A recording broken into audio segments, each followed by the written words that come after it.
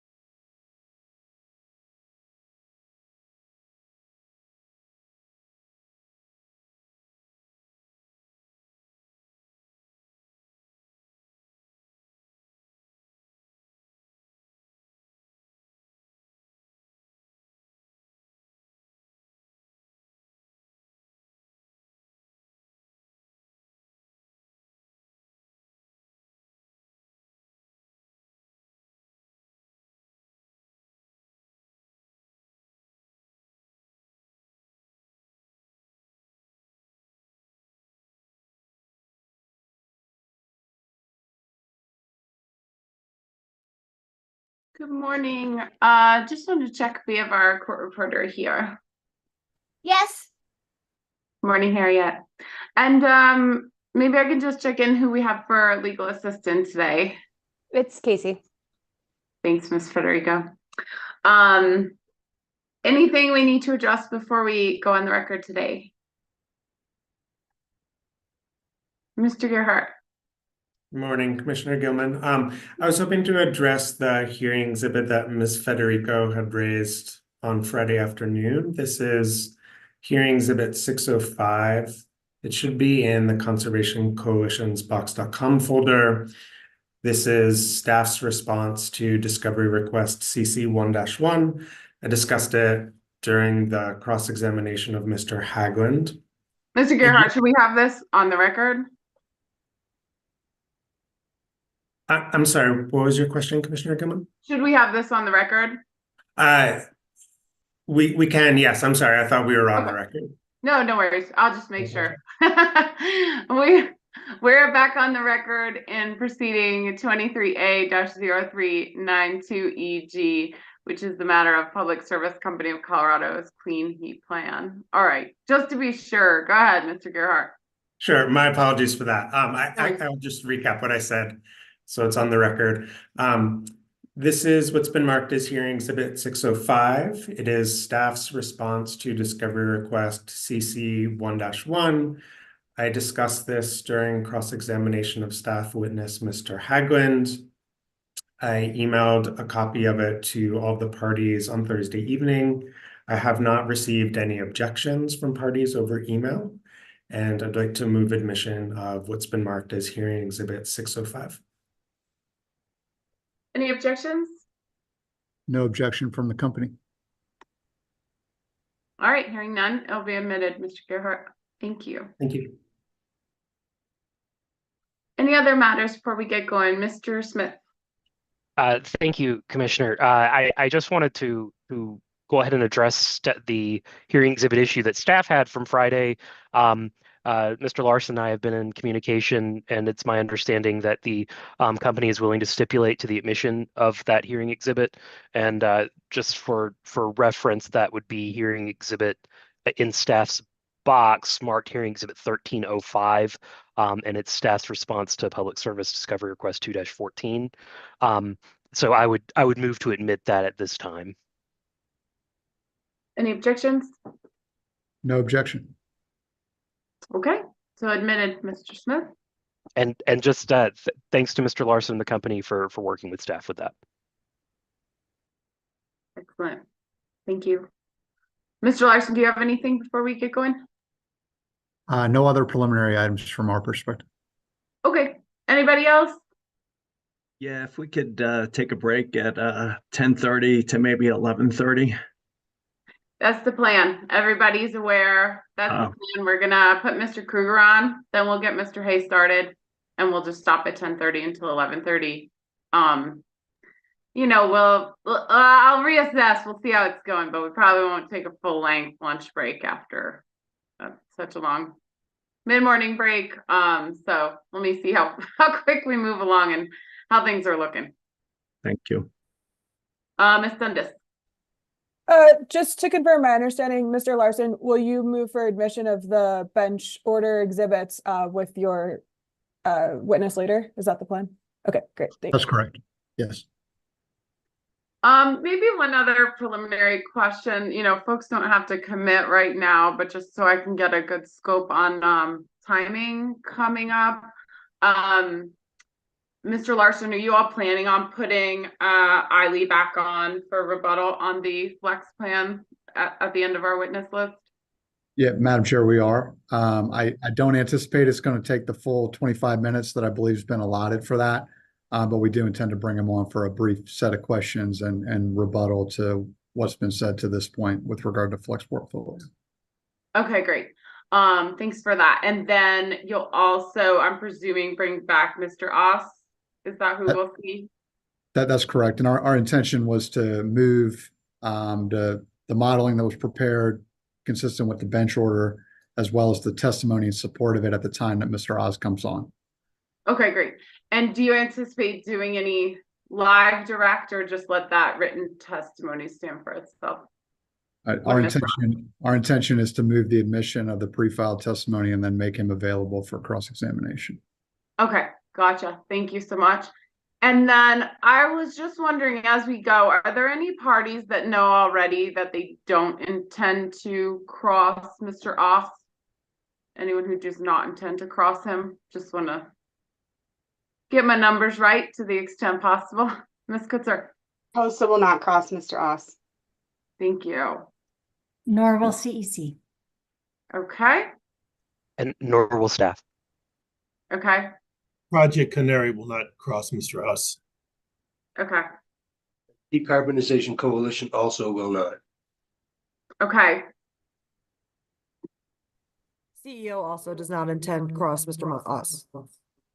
Okay. Sorry, I was trying to keep up. I think I got it. Okay, excellent. Thanks. That's just helpful as I'm planning out our afternoon. Okay. So just to confirm, the order I have folks going today will be Kruger, then Hay, then Cunningham, unless there's any issues with that, but that will avoid Mr. Kruger's availability problem later in the day. So unless there's any issues with that, I think we'll proceed with COSA. Thank you, Chair Gilman. COSA would like to call Mr. Mike Kruger to the stand. Good morning, Mr. Kruger. Thank you, Commissioner, for being flexible around my inflexible schedule this afternoon. We got it. It was a minefield Friday, but we got here. Can you please raise your right hand? Do you swear to tell the truth, the whole truth, and nothing but the truth? I do. And are you alone as you testify today? I am all alone. And is anyone communicating with you in any way? They are not. All right, if that changes during your testimony, will you please stop and let me know? Absolutely. Okay, back to you, Ms. Kutzer. Thank you. Good morning, Mr. Kruger. How are you? I'm well, Ellen. How are you? I'm good. Can you please state and spell your first and last name for the record? Absolutely. I am Mike Kruger, MikeKruger. And by whom are you employed and in what capacity? I am the president and CEO of the Colorado Solar and Storage Association. We go by the moniker COSA. And Mr. Kruger, did you cause to be filed what has been pre-marked and admitted as hearing exhibit 1200, your answer testimony, and hearing exhibit 1201, your cross-answer testimony in this proceeding? Yes. And Mr. Kruger, do you have corrections to any of this testimony? Fortunately, I do. Could you, before we get into that, could we have you say a couple other things because your audio is going out for me? Oh, no. That's Is this any better? Okay. That's better. I will Great. hold the microphone even closer. Could we please turn to hearing exhibit 1201, Rev 1?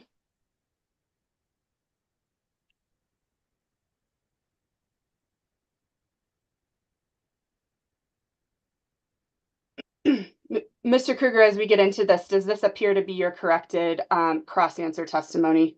It does. Okay, great. I'm going to walk you through a few of these corrections. Ms. Federico, could we please start on page 4? So Mr. Kruger, we're going to walk through some of your corrections. So starting here on page 4 in the introductory paragraph, I see that you have a few corrections. Could you please provide brief explanation of these? Yes. Upon review of my cross-answer testimony, I realized that there was some maybe ambiguity around the statements or positions that we are supporting, as well as our own statements of position. Okay, great. And so were these corrections necessary to clarify that record? That is correct. Okay, we're going to turn through a few more of these. Could we please turn to page 5? So here, when COSA is discussing its support of staff's testimony, you made a few corrections on lines 8 through 11. Could you briefly walk through these? Yes. So upon review, I wanted to make sure that it was clear that COSA was in support of staff's Renewable Connect Natural Gas program specifically, as well as making sure that we were very clear that we weren't misstating our broad support of all staff proposals. Okay, great. And then just to clarify what you just said, you're in support of staff's recommendation that the Renewable Connect Natural Gas program be denied, correct? Sorry, yeah, correct. Okay, great. Let's please turn now to page 6. So here in discussing Denver's testimony, you had some additional corrections. Could you please describe those? I wanted to make sure that we were clear that we were supporting Denver's testimony for the first time. And then also, embarrassingly, we talked about land management when we definitely meant load management. Apologies. Thanks, Mr. Kruger. Page 7, could we please turn to that? Could you please briefly describe the corrections made with regards to your discussion of sweeps testimony? Correct. So this was just to clarify that we were supporting sweeps testimony for the first time. We had not referenced it in the initial answer testimony. Okay, great. Similarly, could we please turn to page 8? Here in the lower paragraphs, when you're discussing support of WRA's testimony, can you please explain these corrections? Similarly, just clarifying for the record that we were supporting WRA's suggestion proposals for the first time, and we hadn't done it in our previously filed testimony, cross-answer testimony. Okay, just a couple more. Could we turn to page 9? Here on line 11, we have a single correction in discussing support of the Conservation Coalition's testimony. Could you please explain that one? Yeah, this one, we, again, trying to clarify for the record that we felt that the company's cost estimations there's some shortcomings in the company's cost estimates, and that we weren't necessarily supporting any other parties' cost estimates here for the electrification efforts. Just to clarify that, you wanted to correct your criticism of the company's cost estimates, not speak to any other party's cost estimates, correct? That is correct. Okay, thanks, Mr. Kruger. Finally, on page 10, can we walk through the clarifications made here, paragraphs, lines, 11 through 20 with regards to the UCA's testimony? Yeah, again, the goal here was to clarify the record to show that we were supporting UCA's proposals. And is that correct to say UCA's proposals with regards to certified natural gas only? Correct, yes. Thank you, Mr. Kruger. I think can leave this up, but we're done with this exhibit. Mr. Kruger, these are very extensive corrections, are they not? They are. Could you please provide the commission and parties with an explanation as to why these corrections were necessary? Yes. Unfortunately, the timing of this testimony was due the first day of our large annual conference where we take over a hotel downtown. And this was an effort that we were trying to provide additional support here for various parties, did not go through the traditional rigor we have for our testimony and was filed probably without one more set of eyes on these things.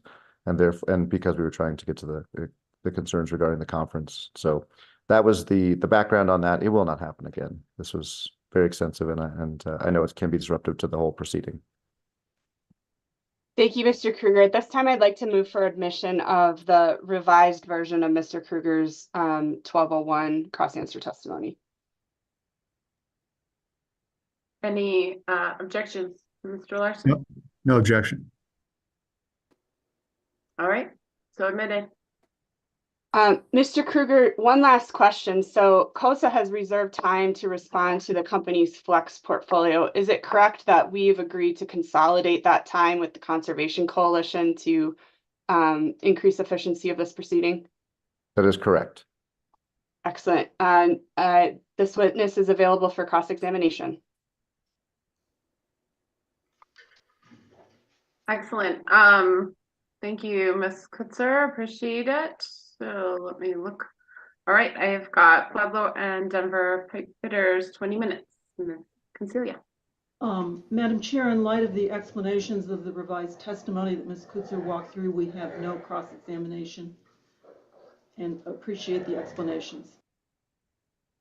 Thank you, Ms. Concelia. Appreciate it. All right. Well, then we are up to Commission Counsel. Ms. Dundas, anything? Nothing from me, thank you.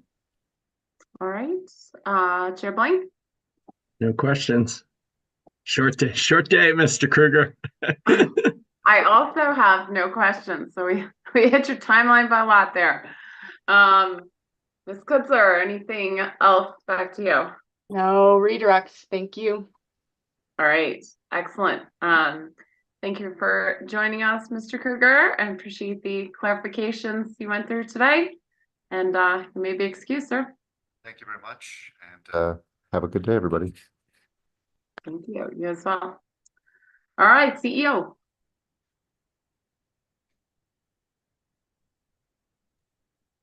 CEO calls Keith Hay to the stand.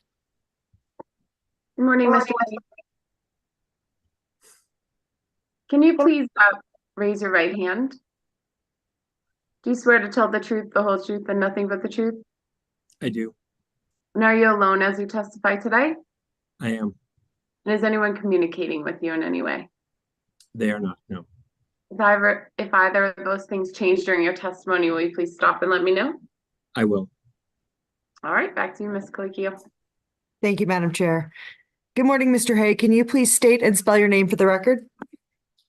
My name is Keith Hay. The spelling of the first name is Keith. Spelling of the last name is Hay. And by whom are you employed, sir? I am employed by the Colorado Energy Office as the Senior Director of Policy. Thank you. Did you file or cause to be filed hearing exhibits 500, Rev 2, and 503 in this proceeding? I did.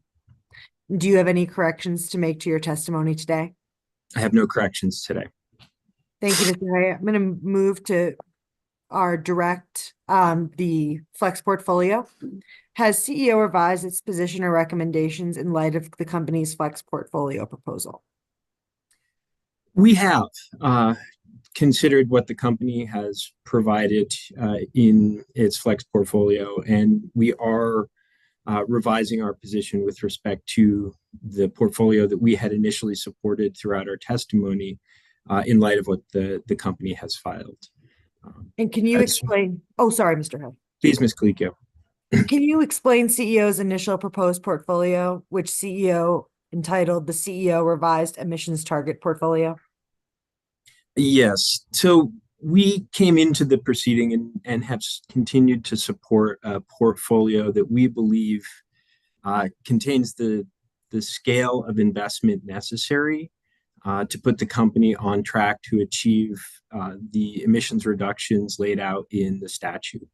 And so that was really what guided our initial effort in developing the Energy Office's portfolio here. Thank you. And can you please explain CEO's response to the Public Services Flex portfolio proposal? First, I would like to recognize the company's effort here. I think that it was a creative solution trying to balance a number of different intervener concerns with respect to what had been in the company's initial set of offerings and portfolios. I think from the Energy Office's perspective, what we saw was the company moving in the direction of electrification, as well as trying to put in place a process that would allow an initial tranche of investments with an opportunity to then continue those levels of investment with not having to go through a fully litigated proceeding. Those I will speak to with you in just a couple of moments. We did have some concerns about the company's portfolio. And can you please elaborate on CEO's concern with the company's flex-based portfolio? Yeah, I would say we had probably three concerns, and commissioners, I think you heard several of these on Friday from other parties. I think one of the concerns from the Energy Office's perspective, especially with the flex-based portfolio, was that the level of investment, and in particular the level of investment in electrification, didn't really line up with what we saw in the emissions reduction portfolio, and had some amount of concern about whether or not that level of investment would be robust enough from now through 2030 to keep the company on track to meet its emissions reduction targets. Second, we had some concerns about how the company intended to use the $119 million that was being held back. The company had indicated that they intended to do certain things with that money, but really weren't, in our view, making commitments to that effect. In fact, we received a discovery response. I can't recall now if it was the first day of hearing or the day immediately before hearing that continued to suggest that the company had, an interest in moving that held back dollars into electrification, but again, no commitment. And I think the third concern that we had really had to do with whether or not the process with respect to those held back dollars was sufficient in terms of providing parties in the company an opportunity to review the way the company intended to use the dollars and make those investments. And so we have some suggestions, I think, that may help provide a little bit more of a guardrail to those continued levels of investment. Thank you, Mr. Hay. Does CEO have a detailed proposal with respect to addressing the concerns that you've just expressed? We do have a detailed proposal, and commissioners, we created a demonstrative that we would hopefully be able to pull up and help walk through that proposal. Ms. Federico, can you please pull up Exhibit 505 from ceosbox.com? And commissioners, if it's okay, because I have relatively old eyes, I have a paper copy here with me that might be easier for me to read. So I've just gotten that paper copy on my desk. Ms. Colicchio, there isn't a 505 in CEO's box. Okay, I did email a copy to the parties a moment ago. We will fix that on our end, and I do apologize. My side is showing that it is in fact in box.com, but let me check a couple of places and see if I can figure out what happened. Thank you. I do appreciate that, Ms. Federico. Mr. Hay, given that you have a paper copy in front of you and this is a demonstrative while Ms. Federico looks in our box, could you start to explain CEO's proposal? I would be happy to. And let me say, once we have the demonstrative, you'll see that there are 4 tables. For the purposes of my conversation this morning, I'm going to focus really just on table 4, which is the budget proposal that the Energy Office has made. I'm sorry, I didn't mean to interrupt. Ms. Colicchio, I actually looked in all of CEO's box folders, even for old hearings, and I don't see it in any of them. we are working on it on our end, Ms. Federico. I do apologize. Thanks. And I will continue to speak to the demonstrative and walk you through the process. I will also note that there are 2 different sets of cells that are highlighted, a set of blue or blue-green cells and a set of yellow cells. And I think that what we have done there for the yellow cells is to highlight changes that we have made to the company's flex proposal. And the blue cells are the Energy Office's proposed budgets in various categories. And the reason we've highlighted them blue is that while we have taken the numbers from the company's most recent rebuttal version of its emissions reduction portfolio, when we created this last week, we were aware that the commission had ordered additional modeling runs, and we understood that the numbers with respect to some of those portfolios may change. And so the intent of the Energy Office's demonstrative and the Energy Office's proposal with respect to the flex portfolio we're putting forward is to have certain budget categories track the emissions reduction portfolio numbers. So thank you, Mr. Hay. I apologize. I don't mean to interrupt you. I just wanted to note, Ms. Federico, I just deleted and uploaded a new copy. It should be entitled Exhibit 505, Paren 2 in ceosbox.com. And I will keep going, commissioners, if that's okay with you. I understand that. What I'd really like to speak to now, I think, is less the specific dollars in those budget categories, having sort of laid out the principles that the Energy Office used, and instead to focus on the process. I think what you see is that we have a significantly larger budget for beneficial electrification. And we have created a line there that says base budget total. And that, in our view, is what the commission would be essentially approving now without any additional process. We also understand that as we look at the clean heat resources, there are some that seem to be generally agreed upon to be almost no regret strategies, increasing levels of demand side management and increasing investment in electrification. And so what the Energy Office is proposing is an additional tranche of dollars would be available to the company using the 60, 90-day notice process that we've used in demand side management proceedings as well as transportation electrification proceedings. You know, given that there seems to be this agreement, certainly from the Energy Office's perspective, electrification is a long-term strategy that we will be pursuing as a state, giving the company an injection now and the ability to draw down additional dollars using that process, we think is reasonable. Part of the reason we think it's reasonable is that it's an accelerated process, but one in which if there is concern from the Commission's perspective, the Commission can order additional process around that, all the way up to a hearing if it chose to do so. So we think having those dollars will allow the company to manage investments in customer electrification. We've taken a similar approach with recovered methane in that we have lower dollars in an initial budget and really directed that into the 60, 90-day notice process. Again, it is a clean heat resource by statutory definition. The 60, 90-day notice process gives the company the ability to come forward and to quickly move those dollars into the marketplace if necessary. But if there are concerns, the Commission could then step in and utilize its prerogative to have more process around that. We also have a line there, you'll see at the bottom that says Public Service Flex Budget, and then in parentheses, it's got CPCN. And that was really our understanding that the company may wish to use some of that flex dollars to move into programs, in particular, you know, the hydrogen blending proposal down the road.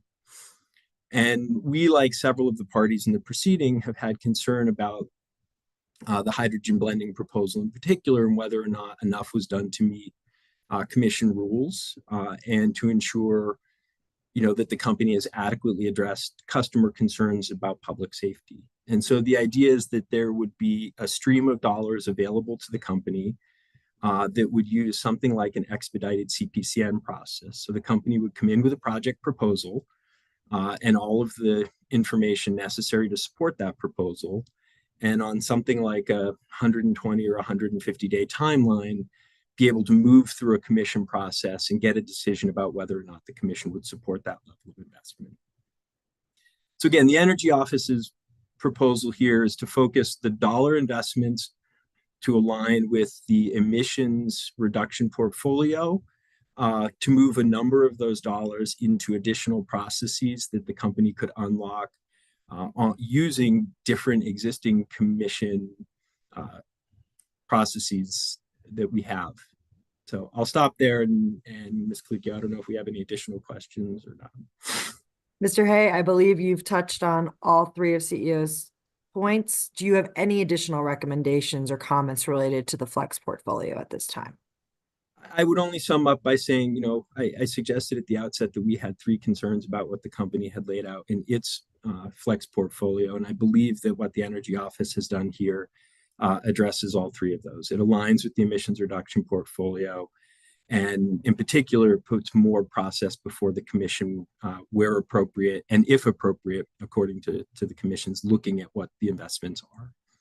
Thank you. Thank you so much, Mr. Hay. CEO would move for admission of hearing exhibit 505 with the understanding that the numbers in this exhibit are demonstrative, as Mr. Hay just explained, and CEO is not recommending these budgets be approved, but using them to explain the process CEO is providing to the Flex portfolio. I have emailed a copy of this to the parties. I do hope it went through, given my troubles with Box.com. Any objections? I have an objection. Yes. On behalf of the County of Pueblo and on behalf of the pipe fitters, I would state that we are outraged to have this kind of a modification presented at this stage in the hearing. Pueblo has high electric rates. They will not benefit from any of this electrification amount in the budget. It will just increase their gas prices And this is essentially for the pipe fitters. It cuts them out of any opportunity to participate in a clean heat plan by allocating no funds for blue or green hydrogen. And it appears to me that the governor's energy office does not care about poor people in Pueblo or workers in this state. And so we object. And if the commission is going to consider this, I think it should be renoticed and a whole new proceeding started. If I may respond, Yes, Madam Chair. In response to the objection that was just posed, CEO is merely trying to provide a process based on the budgets that were already provided by the company. CEO is not presenting any new budgetary considerations for the commission. CEO is presenting, as Mr. Hay described, a 60, 90-day notice process to release funds for recovered methane and for beneficial electrification. CEO is also simply providing a process for the use of the hydrogen funds that the company has proposed. CEO is not opposed to hydrogen. Mr. Hay is simply requesting that those hydrogen funds be utilized in a CPCN or expedited process to the commission's concerns to ensure that there is enough stakeholder process and party input versus the company's flex portfolio. CEO is not suggesting to adjust any of these budgetary figures, and CEO is simply trying to add additional framework to the company's flex portfolio that allows for more party say. Okay, given these arguments, I will admit the exhibit, but note the objection from Ms. Consilia and her Madam client. Chair, might I make one inquiry to ask Ms. Colaccio if my reading of this exhibit is correct? Yes. It's my understanding on the potential total investment, it goes from $695 million to over $1 billion. Am I reading that correctly? May I respond, Madam Chair? Yes. Ms. Consilia, to your question, we have only utilized the numbers that the company presented. And again, these budgets were presented by the company. So we are simply saying to cut the BE budget in half, regardless of what the commission approves as the appropriate budget, and then to allow the additional funds to be allocated later through a 60, 90-day process when the company has presented appropriate projects for the release of those funds. So again, these numbers, and I do apologize if it is confusing, we are simply trying to use them as a demonstrative. These are not the numbers CEO is proposing. We still object, Madam Chair. The objection will be noted. We'll admit the exhibit. Thank you. Okay, I have CEC up to question Mr. Hay. You're done the direct, correct, Ms. Colicchio? Yes, Madam Chair, I apologize. Mr. Hay is tendered for cross-examination at this time. Excellent, no worries. We'll move to CEC. I've got you for 10 minutes, Ms. King. Thank you. And in fact, based on Mr. Hayes' supplemental direct testimony today, we're not going to have any questions of him and we'll waive our cross. Thank you, Ms. King. Thank you. Project Canary, I've got 20 minutes. Thank you, Madam Chair. Let me note on behalf of Project Canary and Ms. Colicchio, I understand you've emailed the exhibit. I still haven't received it. I don't know if others have, but I still don't have the exhibit and have had to try to blow up what was on screen so that I could read it. I sincerely apologize, Mr. Tate. Let me see if I can send it again. I responded on an email Ms. Federico sent so that the parties, it looked like a complete list to me, but I will send it again. I do apologize. And it looked like Ms. King also had not received it. Okay. Madam Chair, without being able to review the exhibit, since it does represent a change, I'm not in a position to cross this witness. I understand and support the objections Ms. Consilia has raised, but in the interest of moving forward, I'm going to waive my cross time at this point, but I would like to get the exhibit as quickly as possible so I can have some folks at the company review the document. Could I just add, Commissioner Gilman, that Ms. Federico sent out a link to the hearing box folder at the beginning of hearing. So to the extent parties didn't receive it through email, they could go into that box folder and download it now that it's been admitted. That might be one quicker way of getting it, Mr. Tate. Okay. And I just got the email, so I just did get it.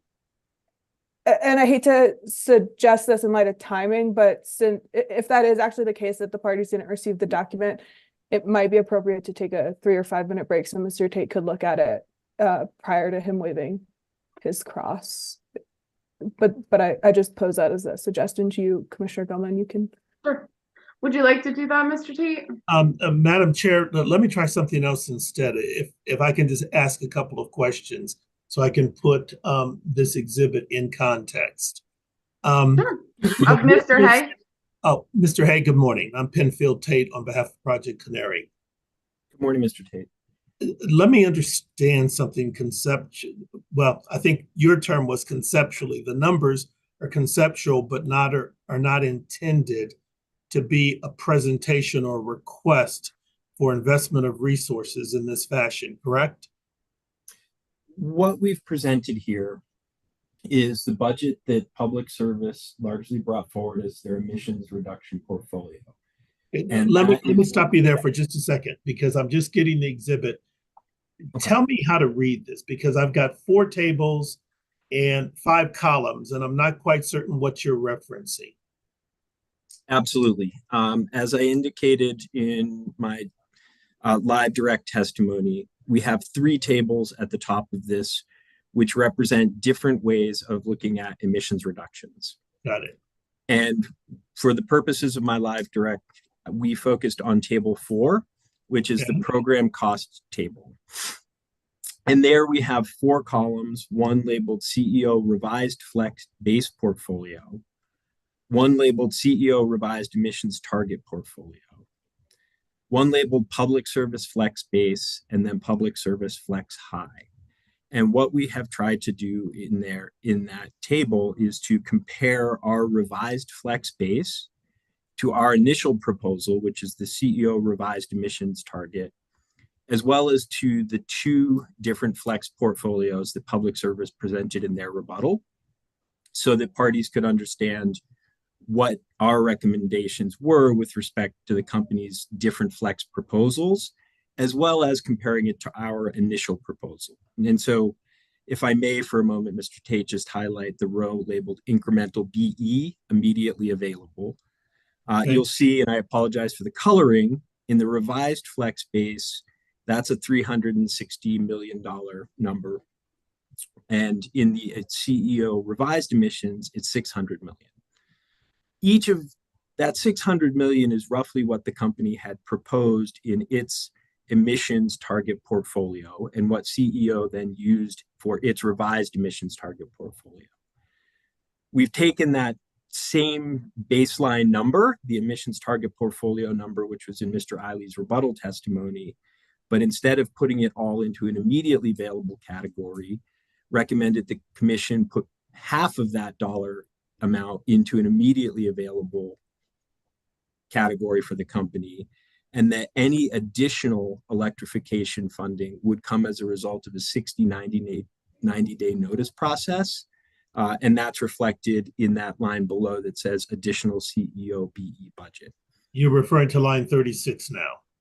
I apologize, Mr. Tate. The version that I printed out does not have line numbers, okay. But I believe that would be accurate. All right. Okay, continue, sir. I believe I've answered the question, but are there additional questions or? Sure. So since this is just sort of demonstrative, what's the delta, the roughly $200 million delta between the CEO revised emissions target and CEO revised flex-based portfolio? Yeah, some of that is the difference between the $600 million in BE and the $720 that was in Mr. Eiley's rebuttal testimony. And an additional part of that is the $119 million that the company had held in reserve. Again, when we created the demonstrative, we were unclear from the company if the intent was to use that for electrification, for DSM, or other projects. And so we put that there. And I think that $120 That's about 220 or 240 million in round numbers. That's the majority of the difference is the difference in the company's electrification portfolio and then the flex budget that the company had requested. Okay. Thank you, Mr. Hay. Madam Acting Chair, I have no further questions. Okay, thank you, Mr. T. Next up, I have Public Service Company of Colorado for 15 minutes. Mr. Larson. Thank you, Madam Chair. Good morning, Mr. Hay. Good morning, Mr. Larson. Good to see you. Nice to see you. For the record, Matt Larson on behalf of Public Service. Can we actually keep that hearing exhibit 505 up, please? Thanks, Ms. Florica. All right, so we're seeing this for the first time, so you're going to have to bear with me. I have a few questions about some of what's going on here, and I want to focus down on table 4, which has the program costs. So in looking at line 31, there's $360 million of incremental beneficial electrification. Is that right? That's correct. And again, it was our understanding from Mr. Eiley's rebuttal testimony. And I'll apologize, Mr. Larson, I don't recall the number of the table, but the total BE budget there for the emissions target portfolio was $720 million. I will say that I am a little confused this morning, having reviewed the updated filing over the weekend, that Mr. Oss's testimony appears to have a budget for electrification that is about half that amount, so $360 million. So again, the Energy Office is supporting a level of electrification spending consistent with an emissions target portfolio. I will say it's a little unclear to me which number is the accurate one. And then staying with table 4, we have 0 for hydrogen and 0 for recovered methane. Is that right? Not exactly, Mr. Larson. Again, the way that this table is set up is that there is a level of funding that is what we might say immediately available. That is, once the commission issues its decision, the company could pull down those dollars right away. What the Energy Office has done, and to be clear, as Ms. Colicchio said earlier, we do support both blue and green hydrogen. In fact, to make sure that it's clear on the record, support the company's proposal for the use of hydrogen in its facilities and with large customers. But those funds for both hydrogen and recovered methane have been moved down into those additional processes categories. So that you'll see there's a budget of $100 million for recovered methane. That's in line 37. And then in line 38, there's the flex budget portfolio of 119 that is got the letter CPCN after it. And again, that's an expedited commission review process. I will say that you know, we are supportive of the company's proposal to work with hydrogen in its own facilities, as well as with its commercial customer. That money would come from that line 38, 119 million, I think is what we are expecting. So we didn't zero out hydrogen or recovered methane. We simply put them into that additional stream of funds.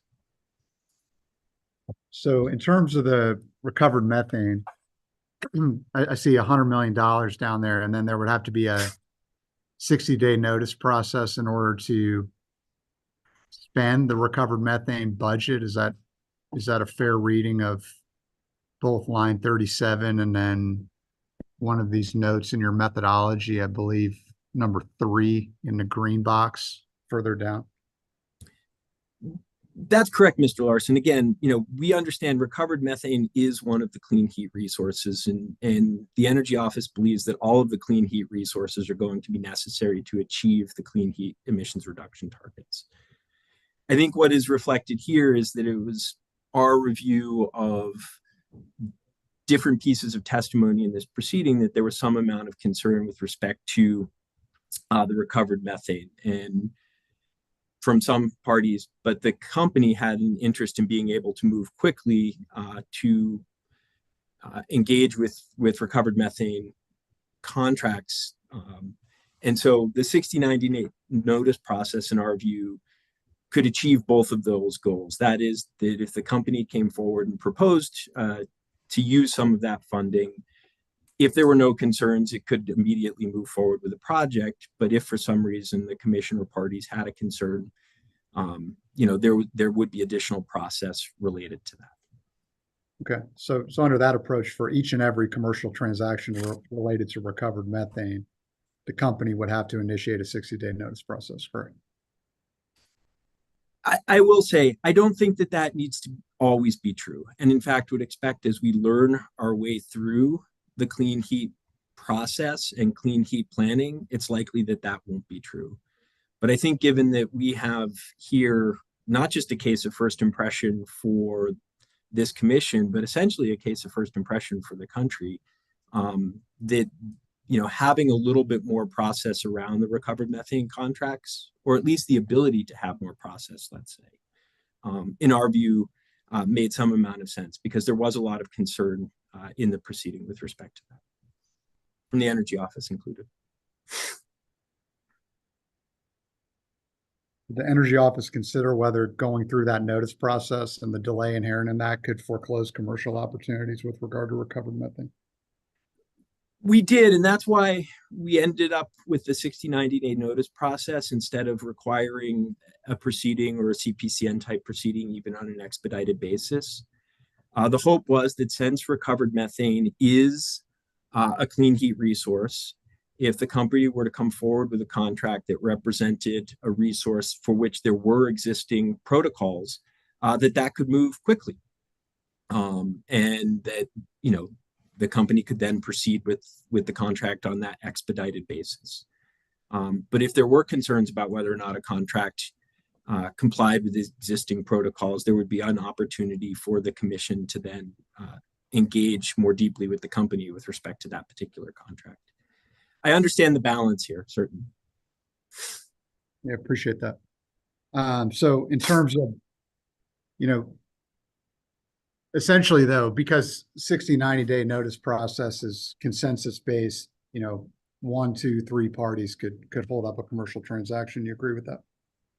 I do agree with that. And yes, I agree with that, Mr. Larson. And that could foreclose the ability for the company to timely move forward with commercial opportunities in the recovered methane space.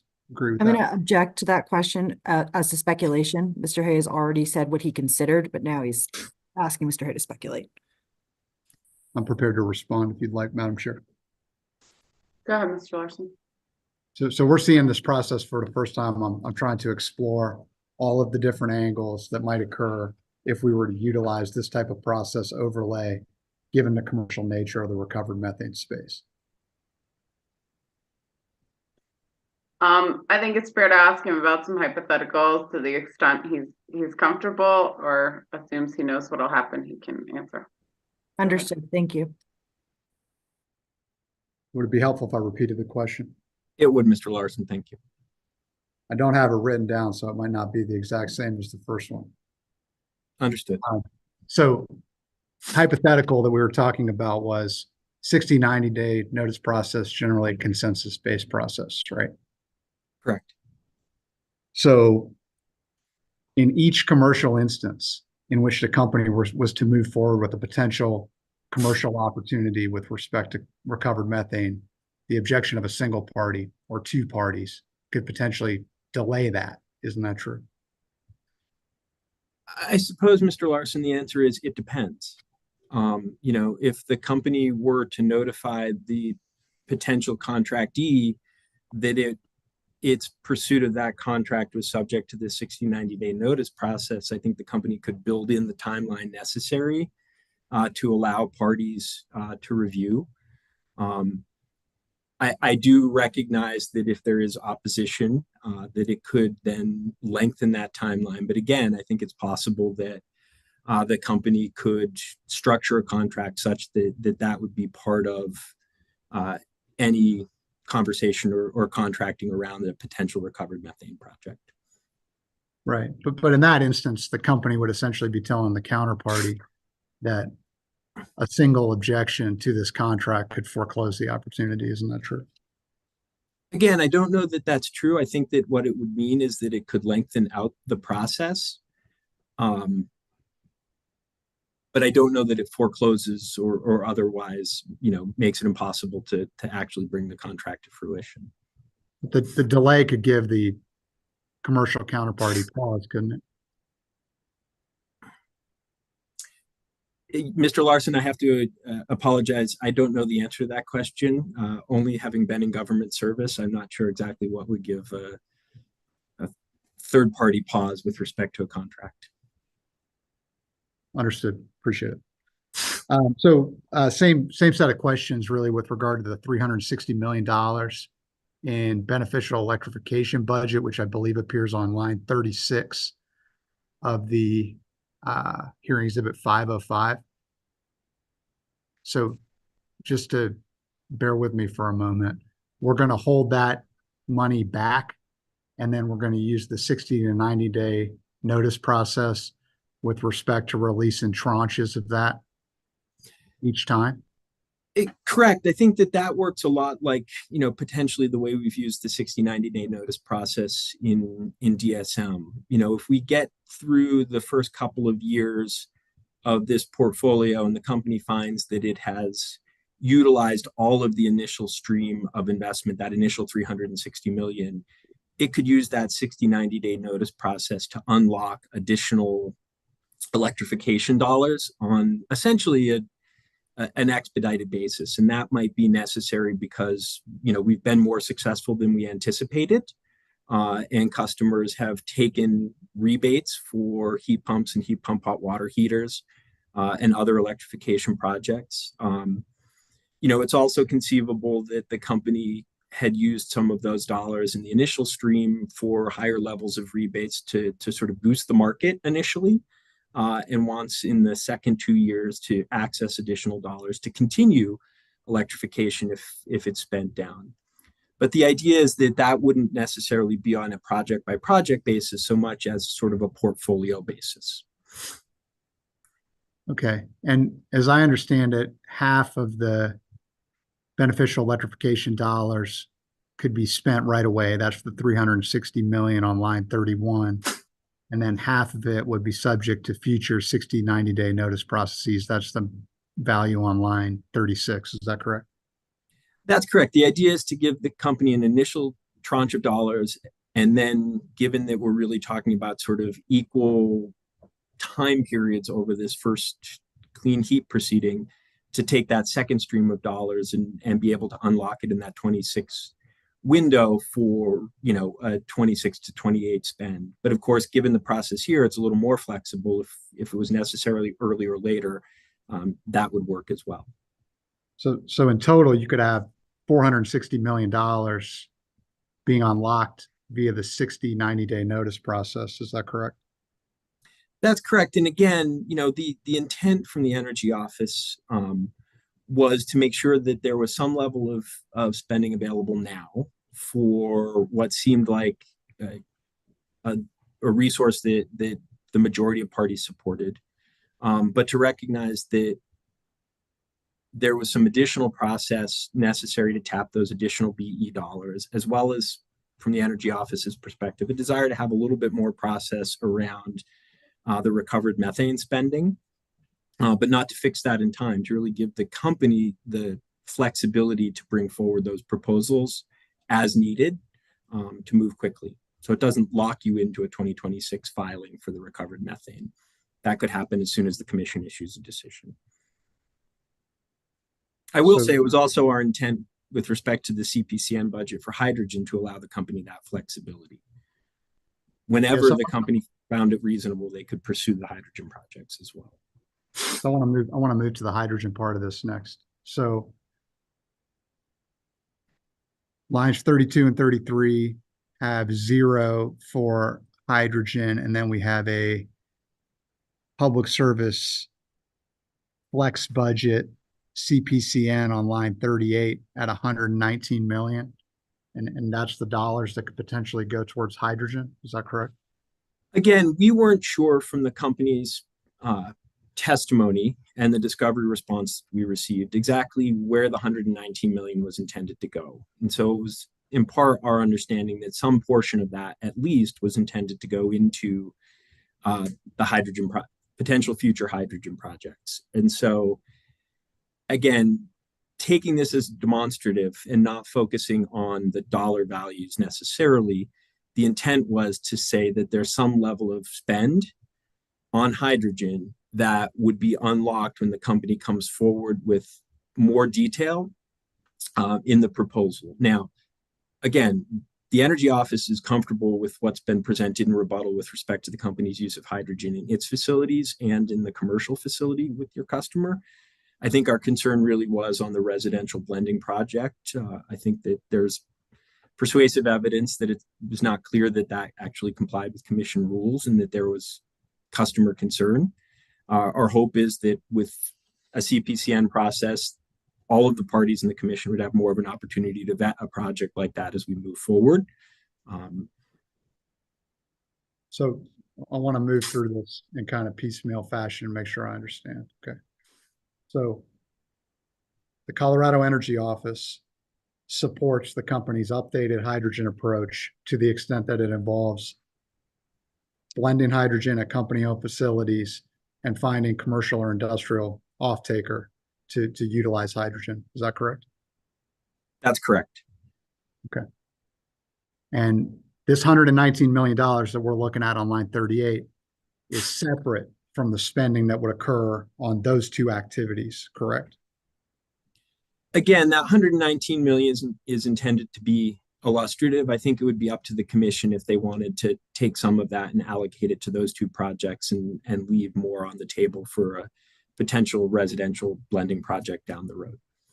So, and then the activities that would be subject to the CPCN under the Colorado Energy Office proposal would be pursuing the residential blending project and any other utilization of hydrogen from the clean heat portfolio budgets towards whatever ends would have to be subject to that CPCN. Is that correct?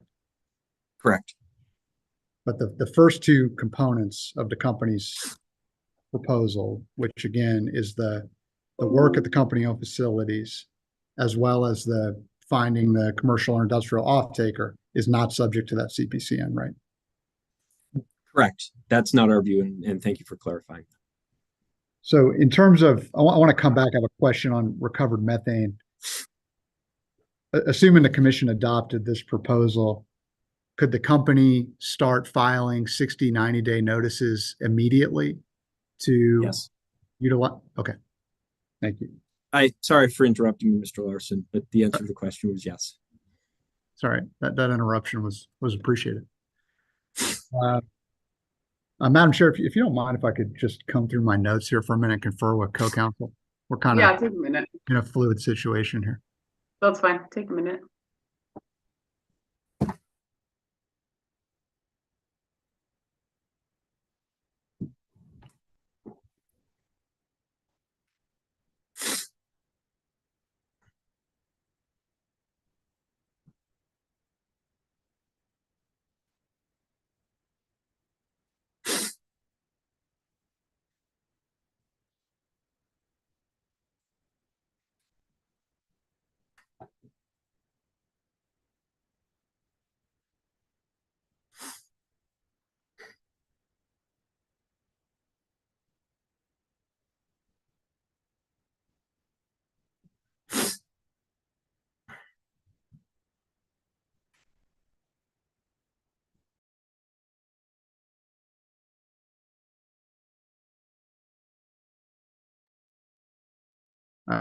Thank you, Madam Chair. Appreciate it. I do not think we have any other questions with respect to hearing exhibit 505 as of 10 a.m. on March 18th. So if we could actually switch gears briefly, Ms. Federico, if you go to our box and pull up what's been marked as hearing exhibit 147.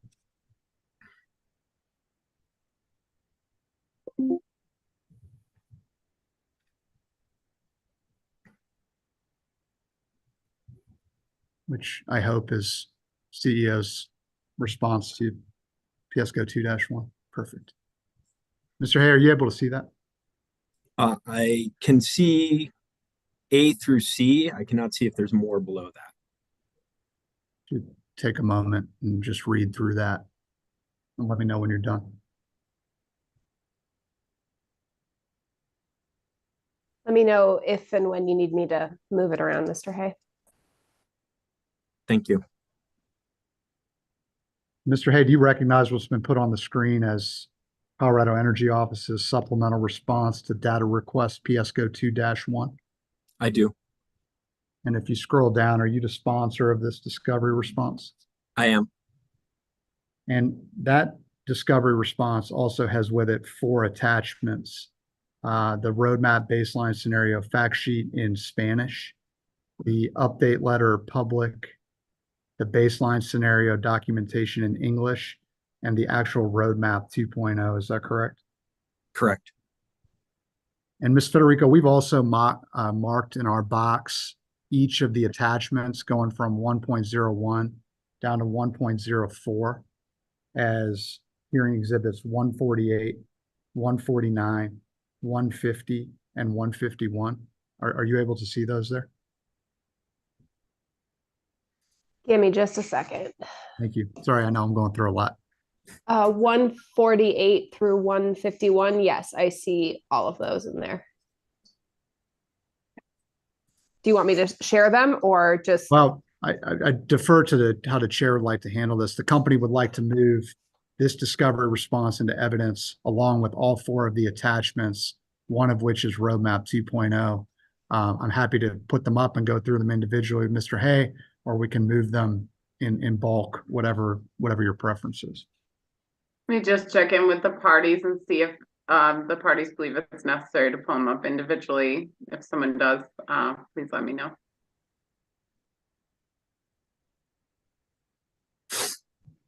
Mr. Larson, I'm hearing from the silence that doing so in bulk, since they're all related, is probably going to work.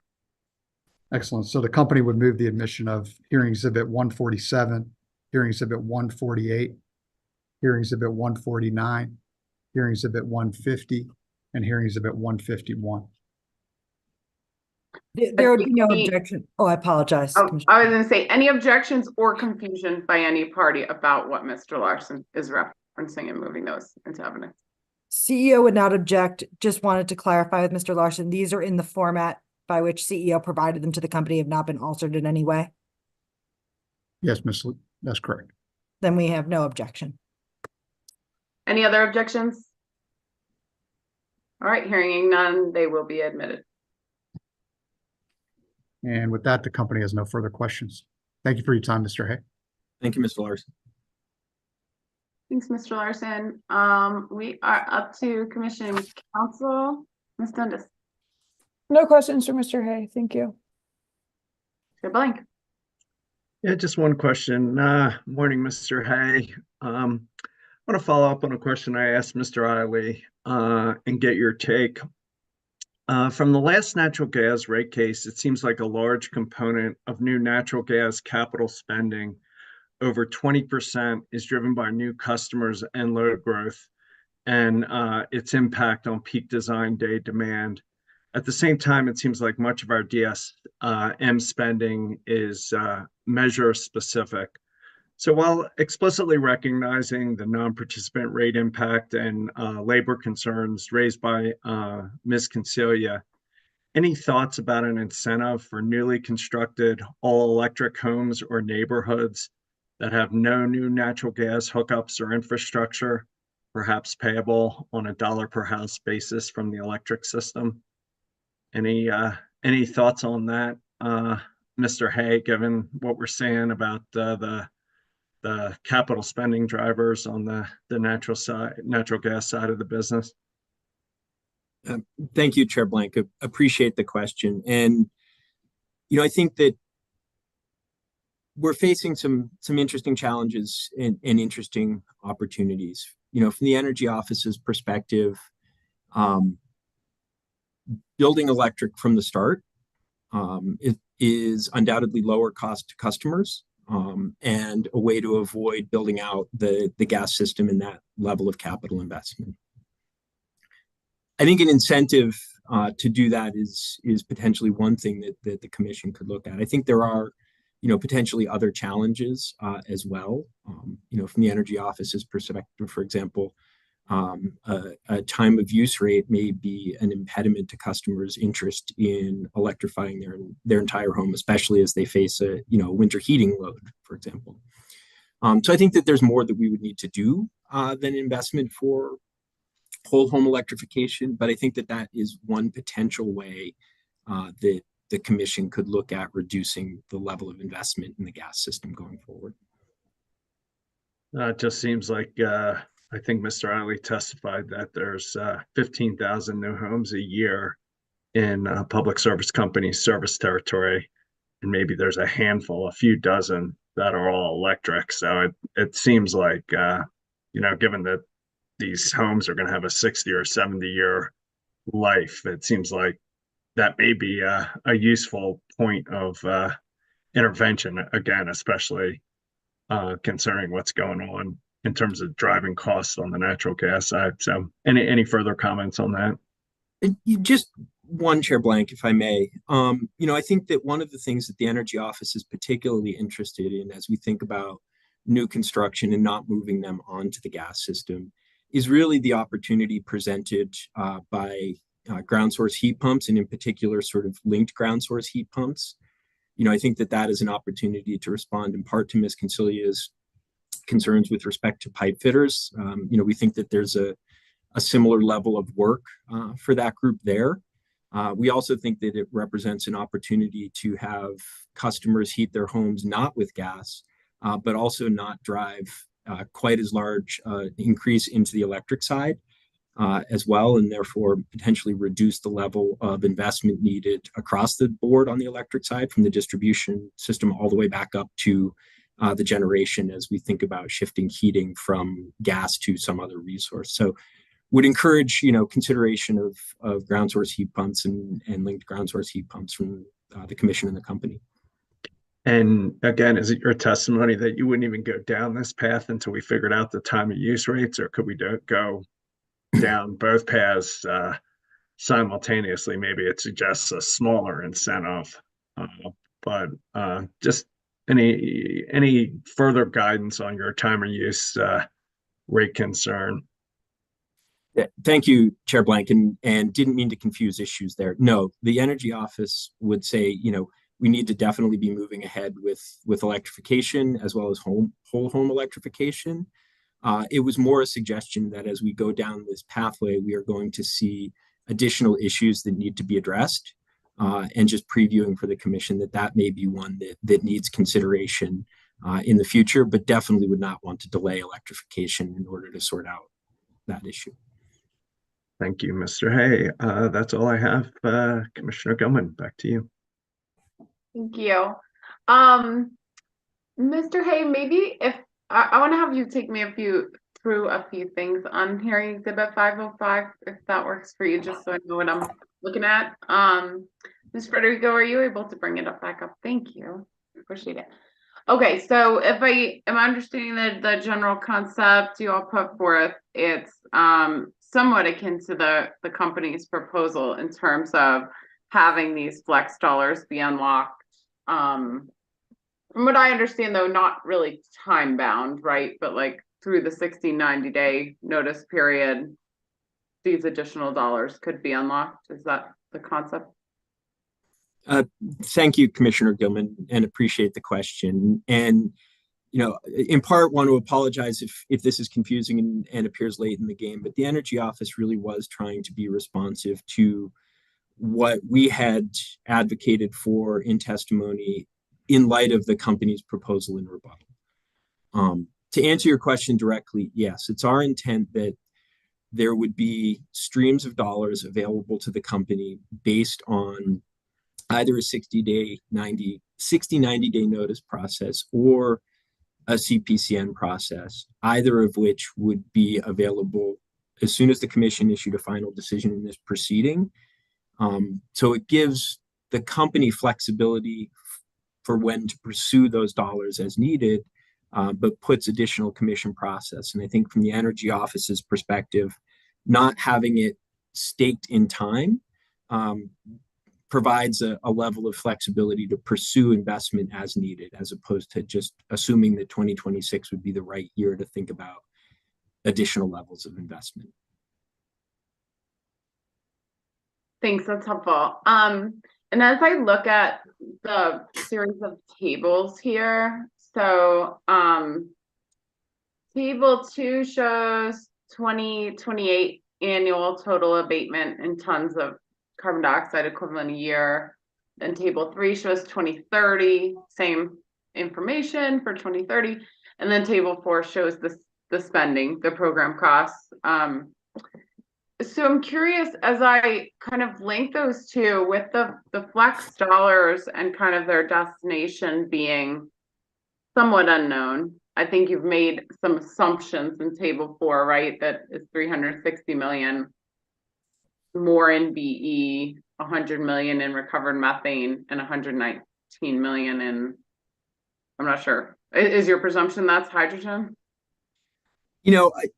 Excellent questions, Commissioner Gilman. And this, in part, was built up off of the company's emissions reduction portfolio. And the 119 million is really assumed to be partially hydrogen and partially driven into other places that the company may want to pursue investment under a clean heat framework for clean heat resources. And so we really don't know what those are. To be clear, all of the additional dollars that are in here, the 360 for BE, the 100 for recovered methane, and the 119 in flex, may never be spent. We may get to a place where we have gotten through the entire clean heat planning process for this up through 28, and the initial 360 was sufficient. Theoretically, the company has never pursued a recovered methane or a hydrogen project or anything else under flex budget. And that was in part why we felt that it made sense to move those dollars into a process where the company essentially had to seek those dollars, is that there may not be projects of that type, or there may be projects of that type, but the commission is not comfortable with them. And so rather than those be in that sort of initial stream of immediately available dollars, it really moved that into a category where we may spend all of it, we may spend some of it, and we may spend none of it based on what comes forward. Okay. But as I then relate, like table 4, which has a bit of uncertainty about in which category that additional spending would be deployed, or if it would be deployed. But tables 2 and 3, then I recognize a lot of this is somewhat of a regurgitation of public services information provided. It must make some presumption about where the money is spent for the abatement amount. Yeah, and again, we really took sort of the total level of investment and spread it out through. And then given that total level of investment in the emissions portfolio had resulted in sort of categories of emissions, we attributed those appropriately in tables 2 and 3. If recollection serves, we really didn't attribute much emissions reductions at all to that 119 million, since we weren't sure exactly where it was going to be spent. And so that would be potentially additional emissions reductions. Okay. But the additional 360.2 you kind of allocated from an abatement as being BE, and the 100 you allocated as being recovered methane? Correct. Okay. Correct, Commissioner Goodman. Sorry, didn't mean to interrupt. No, that's fine. And then for the what you call public service flex budget CPCN, 119 million, you don't believe that's accounted for in terms of abatement being credited to that 119 million in spending? I don't believe we really attributed emissions reductions to those dollars, no, because in part that was looking at the hydrogen blending project. So and not knowing where those dollars would be spent, it was hard to attribute emissions reductions to those. Okay. Just curious as well as it relates to kind of BE targets and potential achievement, has CEO done any look, or, is the relationship in the roadmap as to kind of annual appliance replacement or equipment replacements as it stands now with what we're projecting in terms of achievement for some of these targets? Yeah, and I think Mr. Oz spoke to that earlier in testimony with respect to his comparison of Roadmap 1.0 and Roadmap 2.0. And the Roadmap 2.0 assumes, recollection serves, it was about a 65% changeover. So we have done a little bit of that, and again, the roadmap assumes compliance with, assumes that the clean heat plans achieve their targets. I think from the Energy Office's perspective, while we support all of the clean heat resources, electrification is certainly one where there's an opportunity today to really advance the market, and making sure the company has adequate resources available to help support that development of the market. It's just an important thing to do at this point in time. Okay. All right. And I know, to the extent you had kind of described in the flex budget, I think you had said maybe if those resources aren't available or there isn't that additional need, that money wouldn't be spent essentially in the flex budget. Is that fair? Or did you say something different? No, that's exactly what I said, Commissioner Gilman. I think that, what we've tried to do is put a base budget in place that, in our view, the commission could feel comfortable approving today, and the company spending immediately dollars on DSM and BE. Those are resources that we have experience putting into the marketplace. More on DSM than BE, but certainly we have experience in both, and both will achieve long-run emissions reductions with customers. Recovered methane is a clean heat resource, but it's relatively new to the state, and we felt that they're having some additional opportunity for process, and really that's what the 60-90 day notice process is an opportunity. If there are no concerns, it moves quickly. If there are concerns, it could slow down. So that's sort of why we did that with the recovered methane. For the additional BE spend, the feeling was approve a tranche now, and rather than focus on a point in time being the thing that triggers unlocking additional BE dollars, let it be the utilization of BE dollars where the company could come in that notice process, articulate a need, articulate the learnings necessary to support the need for additional dollars. And again, if there were no concerns, it could move quickly. If there were concerns, it would slow down. And the last piece I would say is, on that expedited CPCN type process, we do feel that there are potential projects that do merit more review and potentially more commission scrutiny. The residential hydrogen blending project was one of those, and so wanted to make sure that there was adequate process for the commission to review projects of that type. Again, this is relatively new for all of us, and so we want to make sure that we are balancing, the commission's opportunity to review, parties' opportunity to review, but also the flexibility that the company needs to try out new things, and making sure that we have a level of investment that gives the company the opportunity to pursue the pace and scale of clean heat resources that are going to be necessary to achieve emissions reduction targets. Okay. Thanks for that. I'm just trying to contrast to what sort of certainty we'll spend a budget we get when we approve a base budget as well. I mean, to my understanding, in all likelihood, let's say we approve however much, the 360 million for electrification, and that electrification didn't show up in terms of market demand or support to get to that level, of deployed rebates or whatever it is.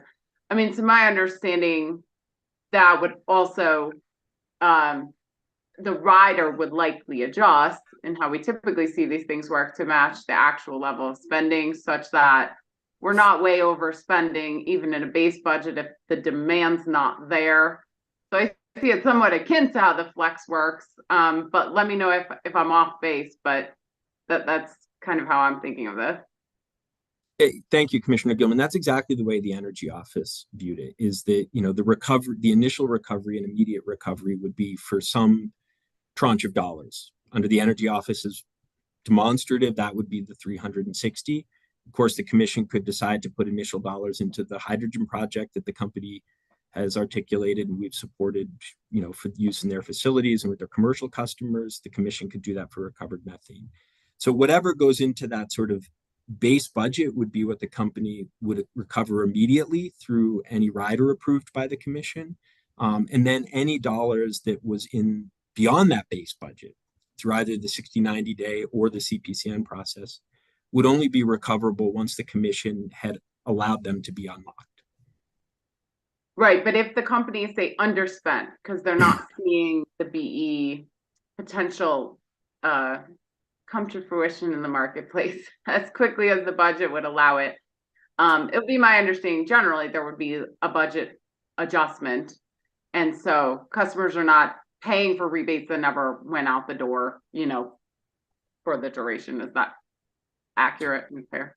That would be my understanding. The company is only recovering for what they're actually spending on the DSM or the BE dollars. And so if they only spent 100 million out of that 360, that's all that would have been recovered from customers. And of course, we have a true up process for all of the riders for under or over recovery. Okay.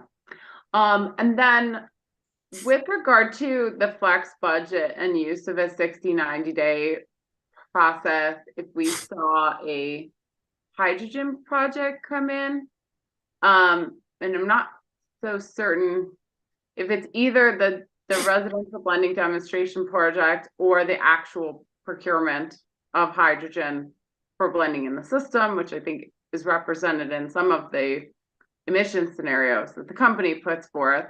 So probably focusing more on that situation where we're actually seeing emissions reductions attributed to the use of green hydrogen.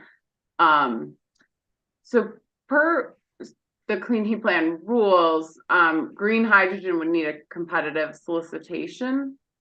So how do you see that working in the 60 to 90 day process if we're seeing, the suggestion for some of those dollars actually be acquisition of green hydrogen to blend into the system? So I think, Commissioner Gilman, we had imagined that any blending projects would come through that expedited CPCN process, given that we had concerns in this proceeding that we've articulated with respect to what's been presented by the company. That said, I think that it is possible that the company could utilize that 60-90 day notice process in a scenario like that. I think what would need to be represented was, a full-throated sort of here's the contract, here's what we're intending to do, here's where the hydrogen would be utilized, here's the verification that it meets the requirements of a green hydrogen, and then the commission could require more process, or if it was comfortable with what was presented in the notice process, it could allow the project to move forward. But again, the Energy Office had imagined that hydrogen blending projects outside of what the company had proposed in its own facility and outside of what it had proposed with a commercial customer, especially on the residential side, would really flow through that CPCN process and give the commission and parties more opportunity to vet the project, since they are, it is a relatively newer technology on the gas system. You had said CPCN, so that was my mistake. But if we're looking at the requirement for a competitive solicitation for something like that, you think that would all be evaluated in potentially an expedited CPCN process? The transparency that might be needed around something that went through a competitive solicitation process. I think so. And I don't want to rest too heavily on it being an actual CPCN as opposed to a process very similar to that, where you have a project coming through the door to the commission and that there is a full case supporting the project and the need for the project. And that under our view, it would be an expedited process that the commission could use to review that particular project. So not necessarily suggesting that it needs to be a full CPCN under the commission CPCN rules as much as that process seemed adequate. Okay. Those are my only questions, Mr. Hay. Thank you. Ms. Colicchio, you got more than 3 minutes? I do, Madam Chair. All right. So why don't we, since we need to break at 10:30, we will be in recess until 11:30, right? Okay. We'll be in recess till 11:30 and we will resume with redirect of Mr. Hay. Thank you. Okay. See you at 11:30. Thanks.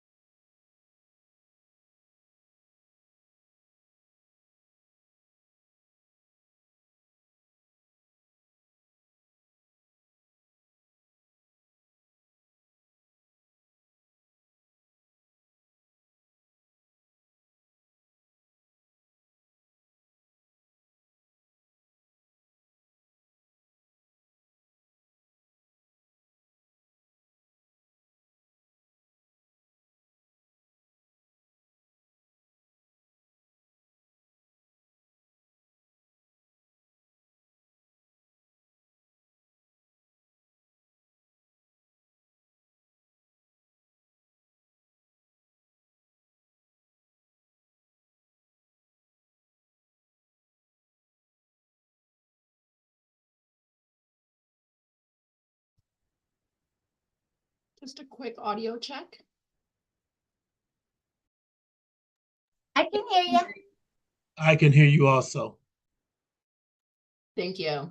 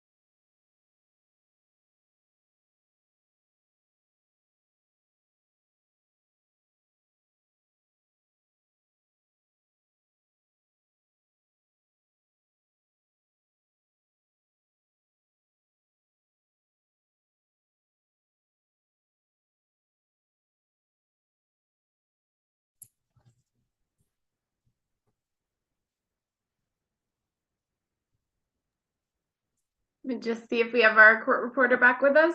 Yes. Excellent, thank you. All right, we're back on the record and proceeding 23A-0392EG. Mr. Larson. Yeah, Commissioner, Gunn, if it's appropriate at this time, I wanted to ask if it would be possible to take Mr. Oz ahead of Mr. Eiley and conclude the hearing with Mr. Eiley. We're trying to review hearing exhibit 505 and make sure that he's prepared for his rebuttal testimony. So I wanted to see if that was acceptable to the bench. Any issues with you, Chair Blank? No, that works for me. I think that'll work for us. Great, thank you. Yep. Okay, so we are back with redirect of Mr. Hay. Go ahead, Ms. Clukio. Thank you very much. Good. We're still in morning. Good morning, Mr. Hay. Good morning. I wanted to discuss CEO's position on recovered methane with you briefly. Could you explain why CEO recommends that the commission does not approve any recovered methane spending in this proceeding until after a 60 or 90-day notice process? Yeah, and to clarify, I think that the approach is that the commission would essentially authorize the company to spend up to some amount on recovered methane, but only subsequent to the company providing that 60-90-day filing. And it's really a result of what we saw in response to the company's RFI, that there's just not enough detail on any of those RFI responses, and that in the Energy Office's view, it would be valuable to the commission to have additional information before the company is actually able to unlock those funds in response to a bid or proposal from a company. Thank you for that, Mr. Hay. I now want to discuss CEO's recommendations for BE and DSM. Could you clarify CEO's proposal for incremental BE spending in the Clean Heat Plan? Happy to. First of all, in case I wasn't clear earlier in my testimony, the Energy Office includes within that stream of beneficial electrification funding ground source heat pumps and network ground source heat pumps as well. The recommendation really is that the commission look to the company's emissions target portfolio as the basis for the budget for incremental DSM and incremental beneficial electrification. Thank you. And why is the 60 to 90-day notice process appropriate for BE resources yet to be proposed by the company? You know, it's been a process longstanding in the DSM plan proceedings and begun to be utilized in transportation electrification, where there's, you know, an ability for the company to access additional funding on a showing of information. In this case, it would be a showing of essentially they've utilized all of the initial stream of electrification funding and more was necessary to continue.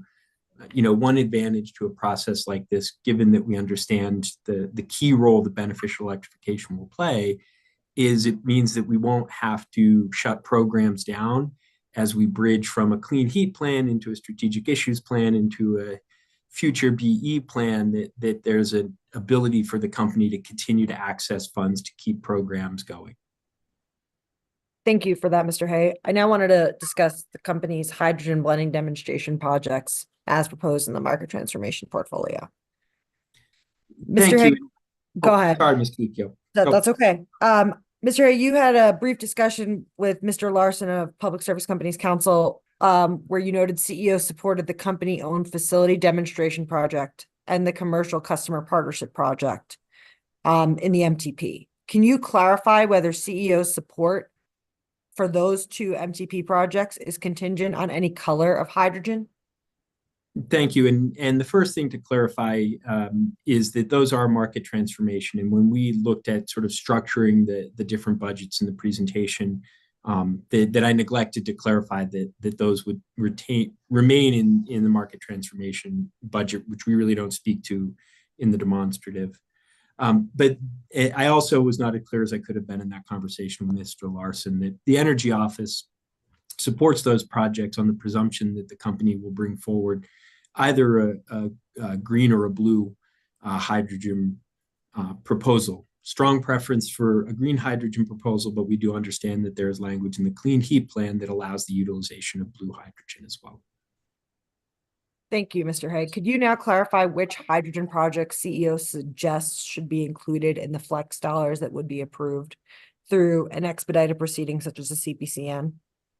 Yeah, and that was really intended to capture any residential blending hydrogen project or any future project that looked a bit like that residential blending project that the company had originally proposed, where we just felt that there was more process necessary to review and then approve a project like that. Can you explain why a 60 to 90-day notice process is not appropriate in CEO's view for these hydrogen proposals based on the information in the record today? Yeah, it really is the difference between having resources that we have experience with and we believe will be foundational, and resources that are a bit more novel and newer, and where there will be a different kind of impact on customers potentially as well. And so it's just a slightly higher level of process and scrutiny in that expedited process for hydrogen projects as opposed to the 60-90 day, where if there is consensus, it just moves ahead. Thank you, Mr. Hay. I now want to discuss the holdback budget. The company had originally proposed 119 million be held back, but just wanted to confirm CEO is not recommending a specific holdback budget at this time, correct? Mr. Hay, you are muted, sir. Thank you, Ms. Kaliko, and I have no idea how that happened. I didn't touch a thing and it muted me. Apparently it didn't like what I had to say. No, we really have tied our budget to the company's emissions target portfolio, and the recommendation here is for the commission to try and get as close to an emissions target portfolio budget as possible, recognizing that those numbers may have shifted as a result of the final filing that Mr. Oz and E3 made over the weekend. But no, not a specific budget recommendation as much as a recommendation around the process for approving an initial budget and how to make money available to the company in different categories as we go forward, so that we have the opportunity to scale the investment to meet the emissions reduction targets. Mr. Hay, what does CEO believe any holdback money can be used for? Well, I mean, we have sort of different different processes. We have some dedicated to beneficial electrification, some dedicated to recovered methane, and then we had a category that we felt would be appropriate for any hydrogen projects the company wanted to bring forward, or any similar kind of novel projects that the company felt might fit within the commission's discretion to approve as a clean heat resource. Thank you. Can you explain why CEO is not proposing an overall budget or individual resource budgets in this proceeding? I can, and it really comes down to the fact that, we have been focused more on emissions and emissions reductions, and our original proposal came from the company's emission reduction target portfolio budget. And the understanding that, the commission has ordered additional modeling that may impact the overall budget need to hit the emission target portfolio emissions reductions. And so that's why we're not really proposing a budget as much as recommending the commission look to that particular budget in the final analysis as a guide for what to approve. Thank you, Mr. Hay. What is CEO's goal in proposing this revised framework? And I hope that really from the presentation of the demonstrative, it was clear that what we did is we looked at the company's flex portfolio proposal. We looked at our proposal in direct and cross answer testimony, and that being the emissions reduction portfolio, and tried to align the emissions reduction portfolio with the process in the flex portfolio. And so sort of moved dollars around consistent with that overall approach of providing flexibility to the commission and to the company. Thank you. Is there anything that came up during the cross-examination or commissioner questions that you would like to clarify at this time? I don't think I have anything additional, Ms. Kaliko. Thank you. Thank you for your time today, Mr. Hay. Thank you. All right, Mr. Hay, I think that's it for you. You may be excused. Thank you for your testimony, sir. Thank you, Commissioner Gilman. Next up, we have Conservation Coalition.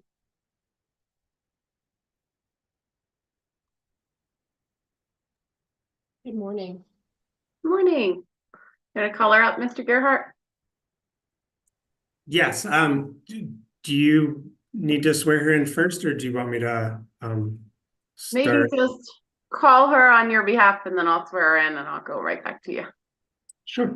We'd call Alejandra Mejia Cunningham on behalf of the Conservation Coalition. Good morning, Miss Cunningham. Good morning, Commissioner Gilman. Oh, or you prefer Miss Mejia? Mejia Cunningham. Okay. I'll go with the full thing. Good morning. Can you please raise your right hand? Do you swear to tell the truth, the whole truth, and nothing but the truth? I do. And are you alone as you testify today? I am. Is anyone communicating with you in any way? No. If that changes, either of those changed during your testimony, will you please stop and let me know? Will do. All right, back to you, Mr. Gerhart. Thank you, Commissioner Gilman.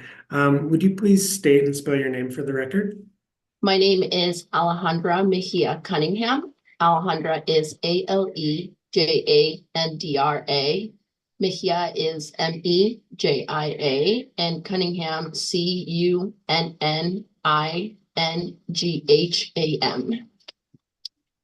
Thank you. Would you please identify your employer and your title? I work for the Natural Resources Defense Council as Senior Manager of State Building Decarbonization Policy, a title which has changed since I filed my answer testimony.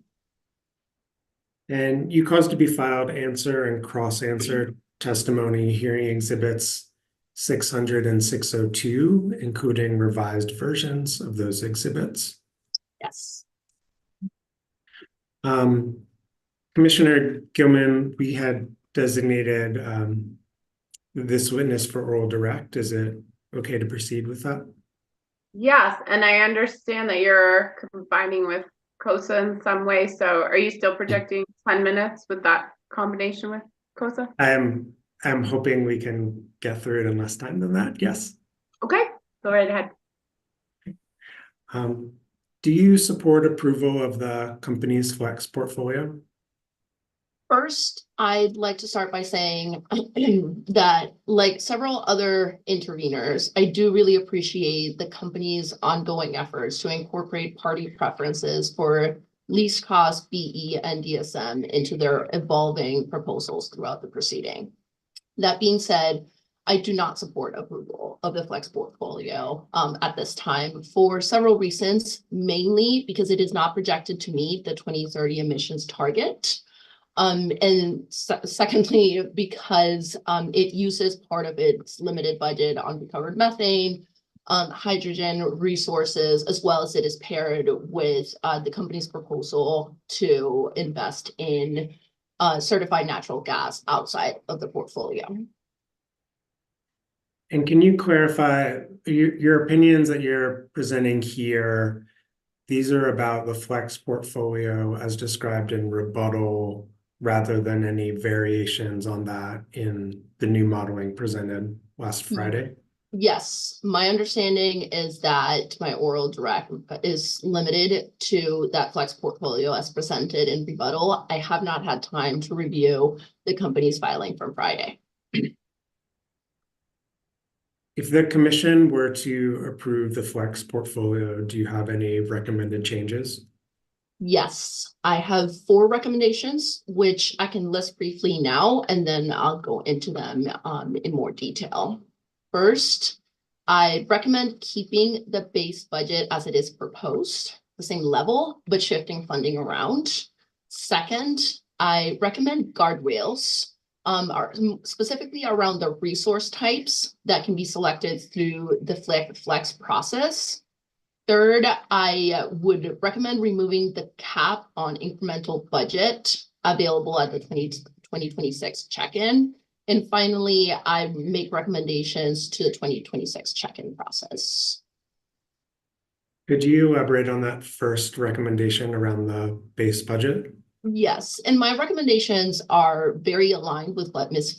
Fickling recommended on Friday. So I'll just briefly sort of recap what that results in.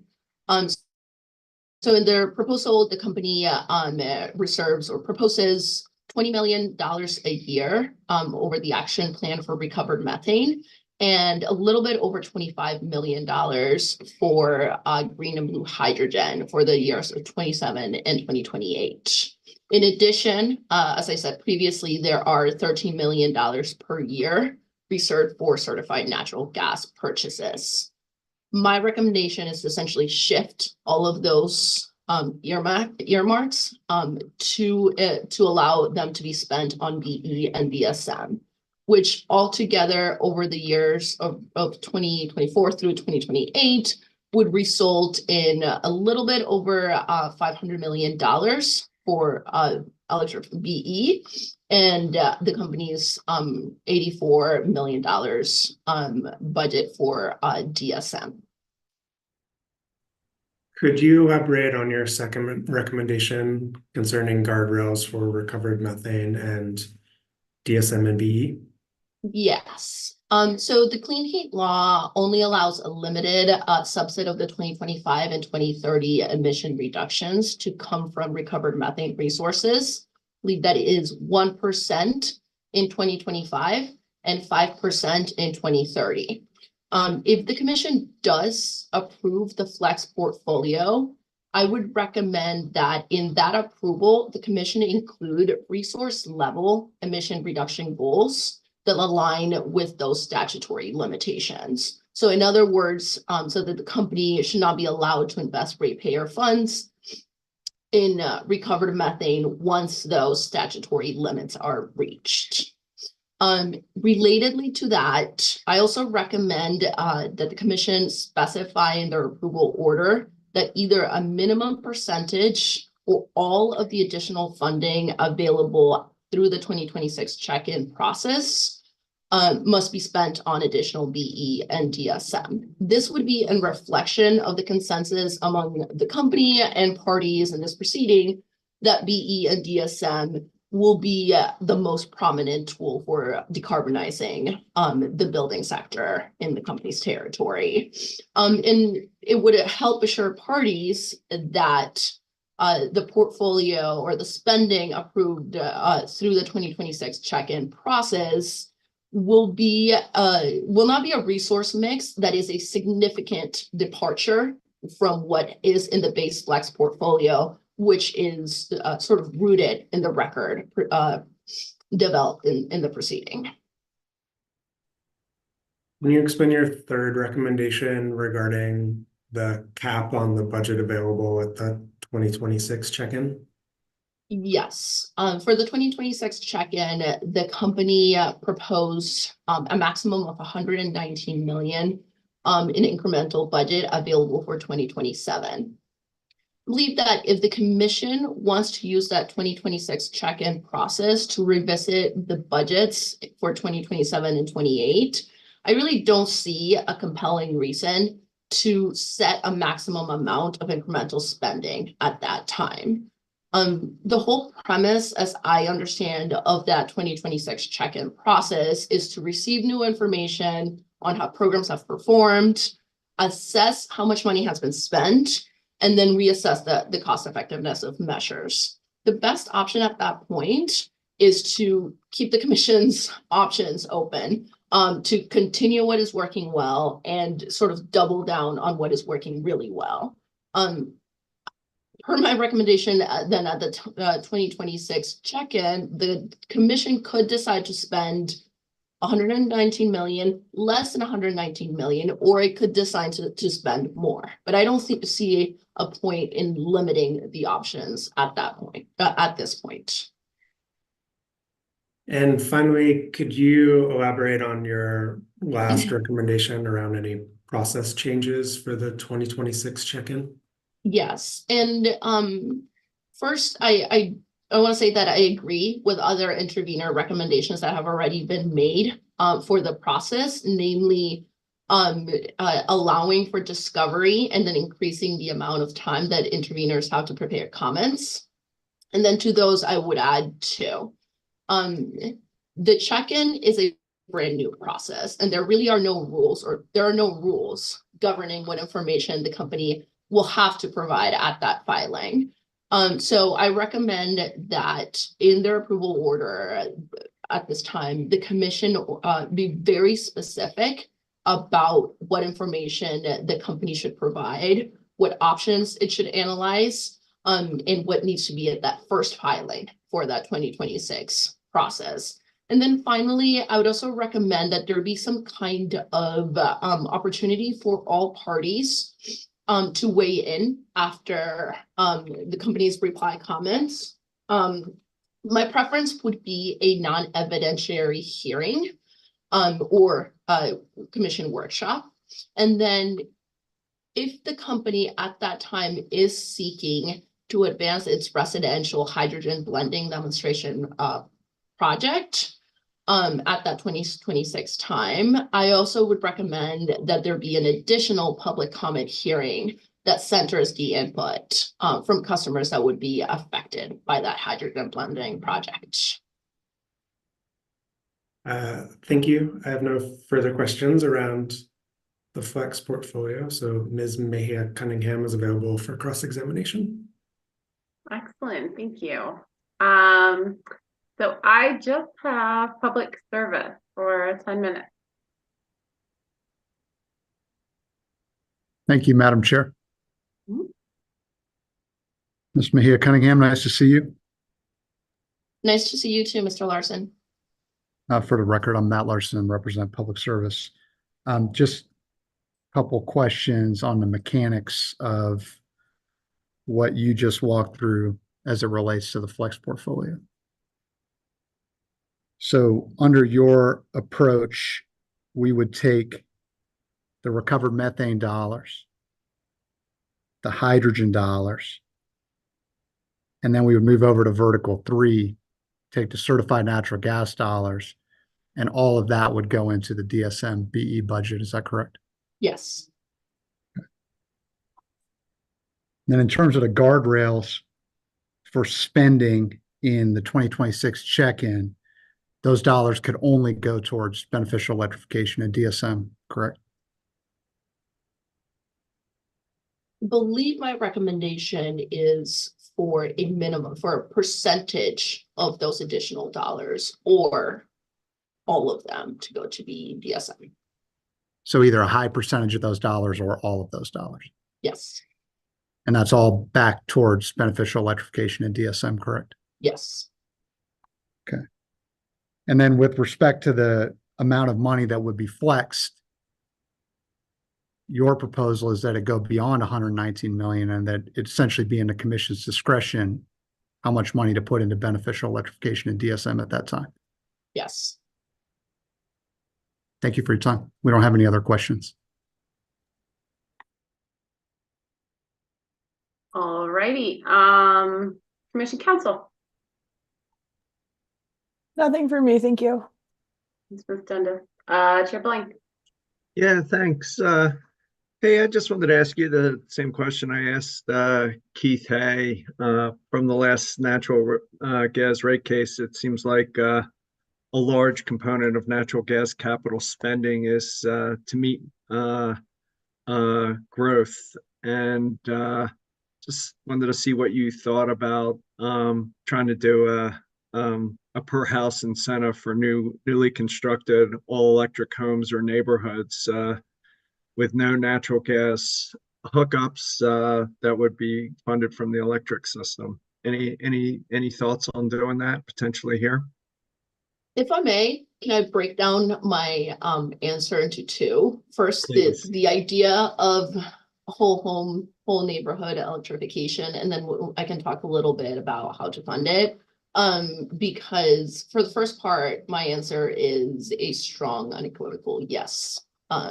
As you said, a large part of expended capital or expected capital investments are going to is going to be for new buildings, new gas demand, where we know that that is incredibly low-hanging fruit for building electrification. It is cheaper, it is more affordable to build all electric from the start.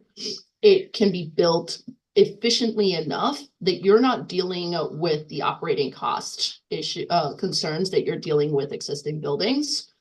So to speak back to your conversation with Mr. Hay, really the rate design issues don't come up as urgently with new construction. And there is a massive bonus to avoiding new pipe in the ground. How to pay for it? It does seem, I've had about an hour to think about this idea since you asked it of Mr. Hay. It does seem like the kind of intervention where there is this is not a case where the statute is placing the obligation on existing gas business, right? We're just avoiding new gas business. It does seem like the type of decarbonization resource that straight up benefits the electric system because you can build those buildings to have very flat load. and has less of a clear like customer departure, customer existing combustion concerns, where it does seem like worth exploring funding it from the electric side. All right. And I mean, it looked like in the DSMSI proceeding, there were like incentives in the $10,000 to $15,000 a house range, sort of like adding up the measure by measure stuff. Any guidance on what an appropriate incentive level would be?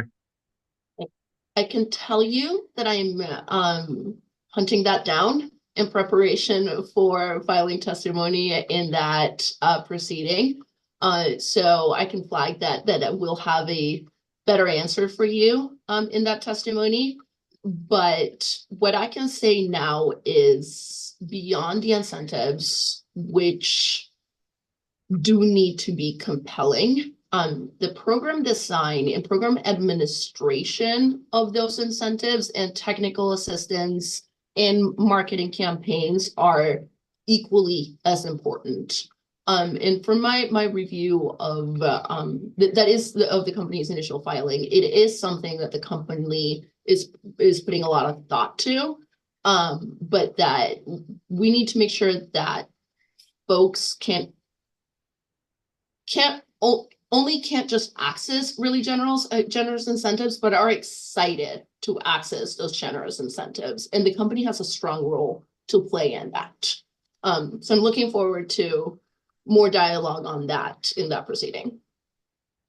Thank you. That's all I had. Back to you, Commissioner Gilman.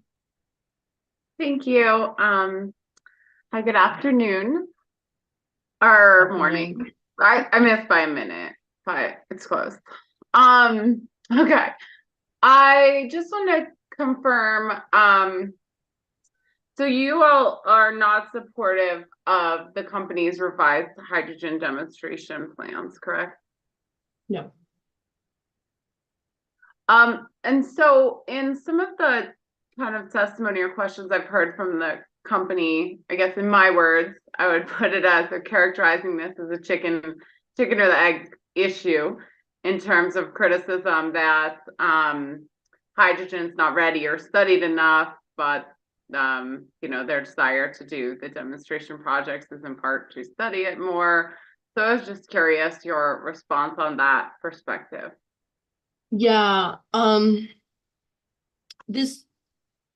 it's a tricky needle to thread, because we do welcome advancements, and we don't have every climate solution available yet.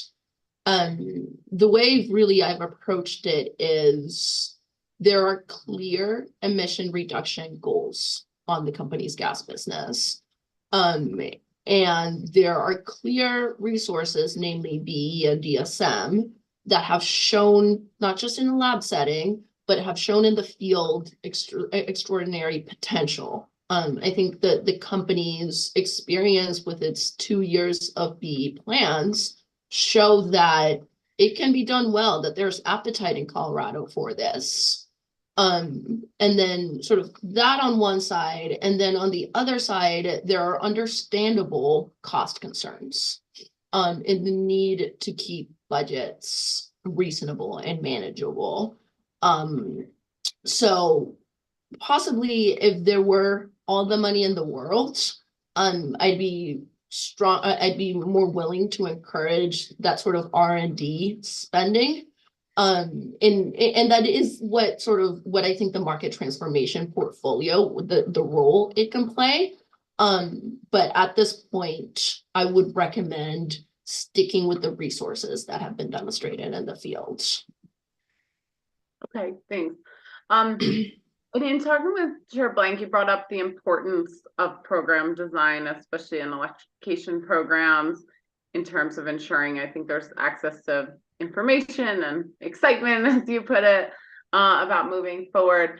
And as I understand, most of what's in this proceeding, we're looking kind of at relatively high level budgets potentially to improve with little program detail.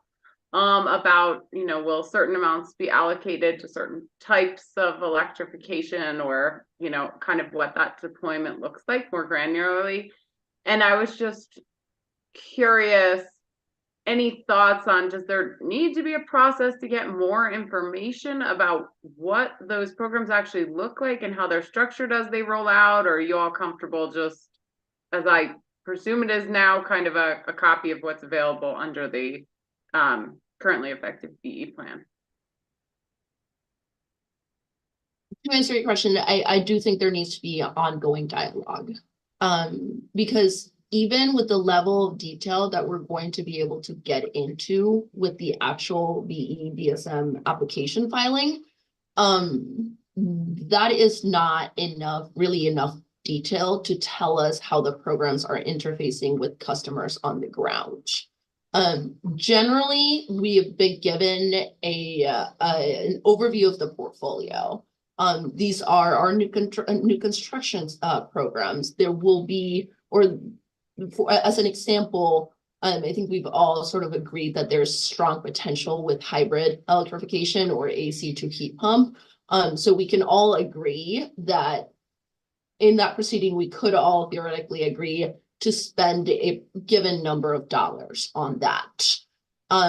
What we won't get into is what implementer is going to be running the marketing campaign for new construction, what the collateral will look like, what distributors are engaging with the AC to heat pump program, how those folks, what types of projects are really booming and which ones are tanking in terms of the home system, the duct versus ductless, the distance from an urban core.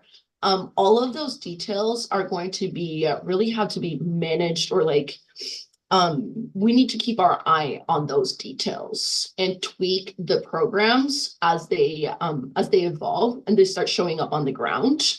And we won't be able, there's very little chance to be able to do that in a litigated proceeding. So I think standing up and ongoing or improving and adding onto the company's ongoing dialogue with stakeholders as it gets the programs in the field, it will be very important. Okay, thanks. And just two more questions. One, I'd asked some previous witnesses about integration with the NPA process that's currently happening in the GIP proceeding, and kind of how that interfaces with clean heat. We're seeing the introduction of two of those projects from the gas infrastructure plan, now introduced in the clean heat plan, looking for cost recovery. And just curious, what that integration should look like in the future. Understandably, I recognize it's our first time with both, but what would this look like in its smoothest sense, especially in terms of kind of importing the information where there is kind of a known infrastructure cost being avoided in that specific example, and how do we do this smoothly in the future? I don't have an answer for exactly what the solution is. My recommendations are more along sort of process and how to approach those questions at this point, which is basically I would start from what we want customers to see and to experience as they are being approached with, in the case of MPAs, approached with an aggressive electrification offering, or they are themselves in the market for electrification services. We want that experience to be seamless. We want it to be a very compelling economic value. And part of making it compelling, again, goes back to it being seamless. If we start from that point, then I would recommend working backwards toward the process. So that is the end point. What does that enable us to do? What kind of data would we be able to gather from the different customer touch points. What kind of requirements are we comfortable asking of participants? And then following those streams down to how does that build into a business obligation and regulatory process, so that we are not smothering program offerings with regulatory, putting regulatory requirements first. If that is clear at all. Yeah, thank you. Those are my only questions. So I'll go back to Mr. Gerhart for any redirect. I have no redirect. Thank you. Okay. Ms. Mejia Cunningham, you are excused. Thank you for your testimony. Appreciate it. Thank you. All right. Okay. Just looking at the schedule here. We're gonna go with Mr. Oss before Mr. Eiley, right? Yes, that's right, Chair. Okay, just thinking through how this integrates with everyone's plans to eat some lunch at some point. So what do you all think if we break until 12:45 to do a rather abbreviated lunch schedule, and then we'll come back at 12:45 with Mr. Oz, and then right after him we'll go to Mr. Ivy. That works for the company. Works for y'all? All right. Works for me. Okay. Harriet, does that work okay for you? All right, sure. Okay. All right, so let's plan to be back at 12:45 and we'll resume with Ms. Ross on the stand regarding the new modeling.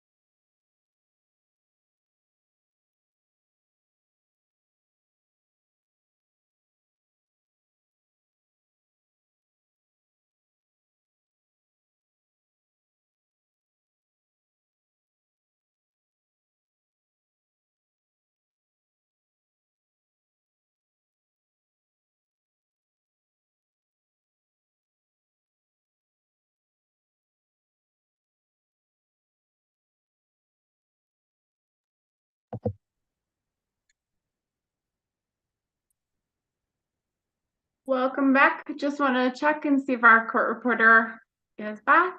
I'm ready. Excellent, thanks. Okay, before we get started on this, I did just want to ask, I meant to ask before, since one of the new attachments that came in is marked highly confidential, I think that's DRA 15. I just wanted to inquire with the parties who will be doing cross or who have not yet ruled out cross to see if anyone anticipates a confidential session being necessary for their questioning with Mr. Oss. I'll take the absence of a response to be a no, but if someone needs a confidential session, maybe tick on and let me know. Okay. I think there is a fairly decent chance that I will use a confidential session for at least some of my questions. So I'll probably just go at the end and we'll deal with that when it comes, perhaps around 1:30 or so. We'll see what time we get to. Before that happens, just wanted to see if we needed to accommodate anyone else in that. Okay. With that out of the way, Mr. Eisenberg, go ahead and call Mr. Oss if you can. Thank you, Chair. Public Service calls Dan Oss back to the stand. Mr. Oss, good afternoon. Good afternoon. You understand you're still under oath from before? I do. Excellent. And same issues as before. Are you currently alone? I am. And is anyone communicating with you in any way? No. And if that changes, will you please stop and let me know? I will. Okay, back to you, Mr. Eisenberg. Thank you, Chair. Good afternoon, Mr. Oss. Good afternoon. If we could pull from the company's box hearing exhibit 145 revision 1. Chair, I'm going to move the exhibits and we have a minor revision on one that I'll just walk through. And then with your indulgence, I have just a short set of questions to clarify one issue that came up this morning. Sure, go ahead and walk us through the exhibit. And if we could go to page 13. If we scroll down to the bottom of the page, there's a correction here and then on to page 14. If you keep scrolling. Mr. Oss, you see that we've made a correction to flip the inadvertently mistitled tables. The table 2 now has the title of table 3 and vice versa. Do you see that? Yes. Did you have any other corrections to the testimony that you filed on Friday? No. Okay, Chair, at this time, Public Service would move the exhibits that were put in box on Friday and which have been circulated to the parties. Those are hearing exhibit 140, which is the notice of filing, 145, which is Mr. Oss's testimony revision 1, and then the attachments, which are DRA 15, the highly confidential and public versions, DRA 16, DRA 17, and DRA 18. Any objections? Hearing none, they'll be admitted. If we could now go to page 6 of this document. If you look on line 10, Mr. Oss, it says, in the new model output file, which is DRA 16, all of the model runs from the rebuttal testimony are reproduced. Do you see that sentence? Yes.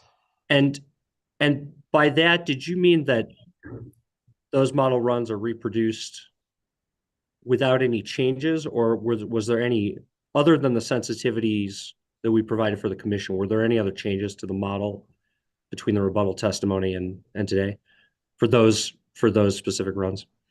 Yeah, there were no other changes for those runs, just the sensitivities requested by the commission for the other scenario.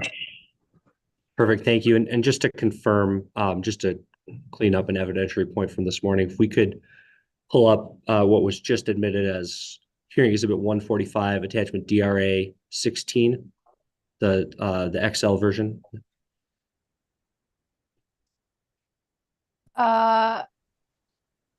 There was no 116, I believe.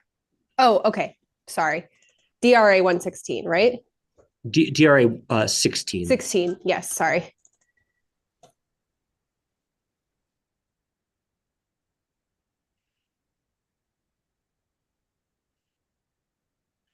And if we could go to the Flex Base tab, it's a couple of tabs to the right.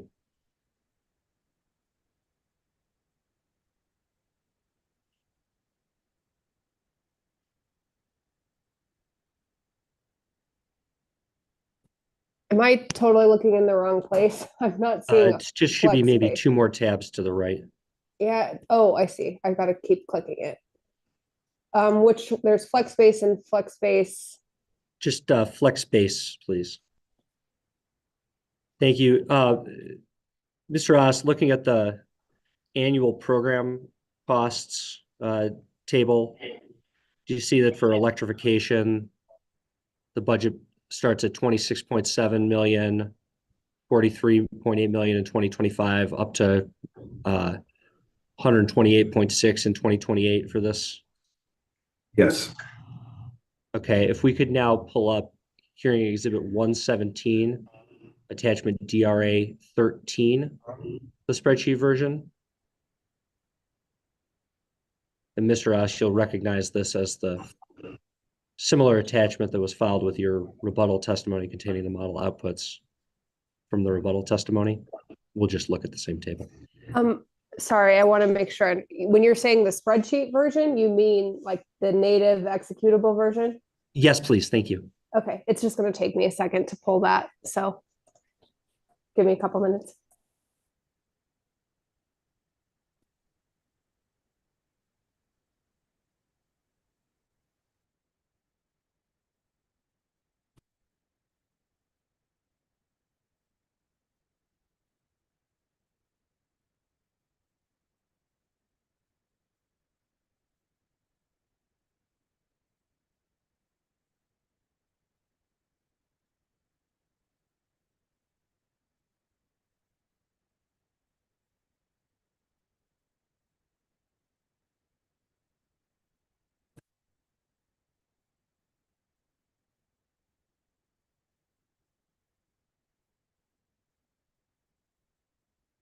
Sorry, Excel doesn't really like to have multiple open, so it's giving me the loading zone. Give me a second.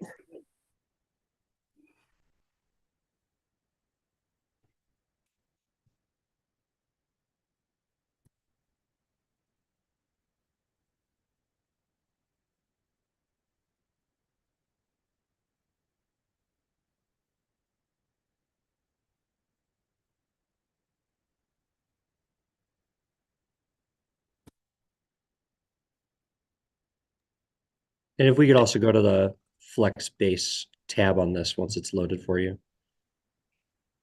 And Mr. Oss, do you see in the annual program cost for Flex Base as presented in the rebuttal testimony, we also have a budget of 26.7 million in 2024, 43.8 in 2025, going up to 128.6 in 2028. Yes. And so just to recap, we can take this down. Just to recap, in the model outputs that were filed on Friday, the portfolios remain the same as what was presented in rebuttal testimony. And then you've also added tabs for the sensitivities for the additional air conditioner replacement scenario that the commission requested, as well as the no incentive scalar scenarios based on the portfolios that the commission asked for. Is that a fair summary? Yes. Mr. Oss is available for cross-examination. Let me just look at the list here.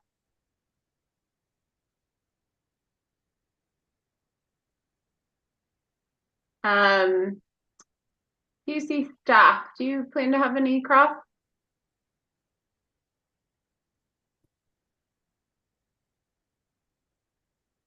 Apologies, Commissioner. No, staff does not have any cross.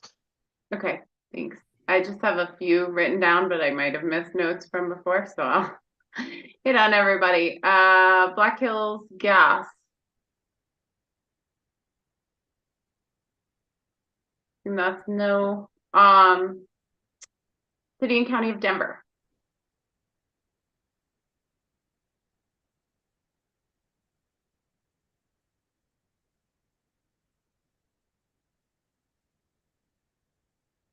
City of Boulder.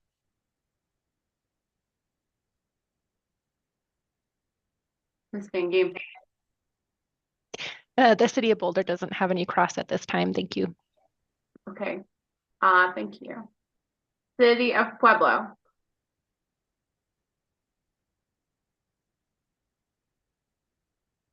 All right. Decarbonization Coalition was nothing. So was CEC and CEO, according to my notes. Crest. No cross. Thank you. Conservation Coalition. Yes, Commissioner Gilman, we had a couple of questions. All right, go right ahead, Mr. Dennison. Thank you. Good afternoon, Mr. Ross. It's good to see you again. Likewise. Wanted to start by thanking you for preparing this supplemental modeling on a quick turnaround. Appreciate the effort, and I hope it's of use to the commission. I had just a couple questions to clarify a few points from your modeling and its outputs. So first, the model does not allow hybrid electrification in the electrification only portfolio, correct? Correct.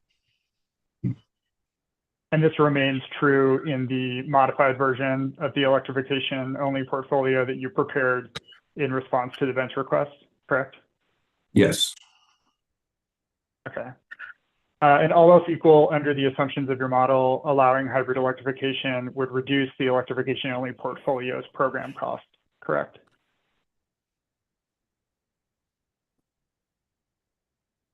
I haven't modeled it. There's two interactive effects there that might make that true. You would need more units installed, which would mean you'd have to pay for more incentives, given that the hybrid heat pump doesn't save as much gas combustion.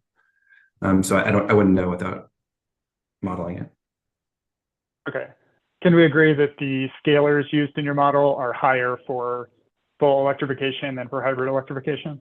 Yes, that's right. Okay. And I believe your equipment costs are somewhat higher for full electrification as well. Is that right? Generally. Okay. And all else equal, allowing hybrid electrification would also reduce the electrification only portfolio's electric capacity cost, correct? Yes. And subject to check, does it sound right to you that electric capacity costs are the highest cost for the electrification only portfolio in your benefit cost analysis? I would have to take another look at the data to say for sure. Okay. Okay. I think I plan to briefly pull up attachment DRA 18, just maybe as a heads up for Ms. Federico. That's the only Excel file that I anticipate using in case that's of help. And maybe we can come back to this when we do that. For now, we can move on. The benefit cost analysis based on the utility cost test that you describe in tables 2 and 3 of your hearing exhibit 145, those did not include the portfolio's societal benefits, like the social cost of carbon and social cost of methane, correct? By design of the UCT, no. Okay. Are you aware that the Commission's Clean Heat Plan rules require the cost-benefit analysis of proposed portfolios to include the social cost of carbon and the social cost of methane? I believe we did include that in the total resource cost view. Okay, so you are aware that the rules require them to be included in the cost-benefit analysis?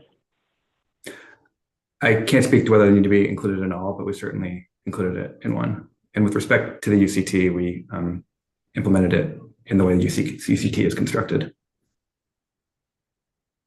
Okay. But I'm not trying to trip you up here, and if it would be helpful to pull through rules, we can, but just want to establish that the rules require the social cost to be included in cost-benefit analyses of portfolios. Can you agree to that?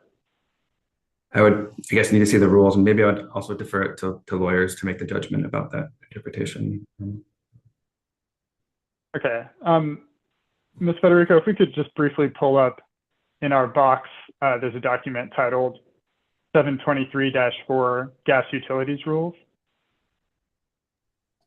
Yes, but just FYI, you're going to have to do the same thing that we had to do with the other one from Conservation Coalition. You'll have to mark it and put it with a hearing exhibit number. Okay, I don't intend to move for admission of this. I think the I know, but we still, rules, but I know we still need it to have a number and be titled though. Okay, thank you. And if we could go to page 113 at the bottom.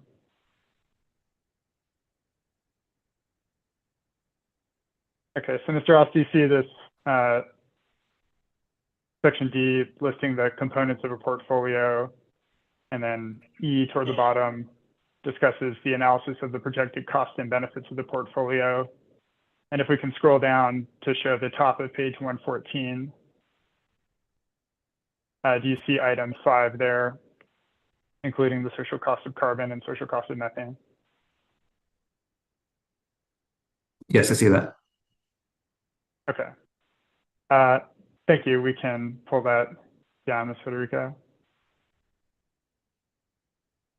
So if we could pull open attachment DRA 18.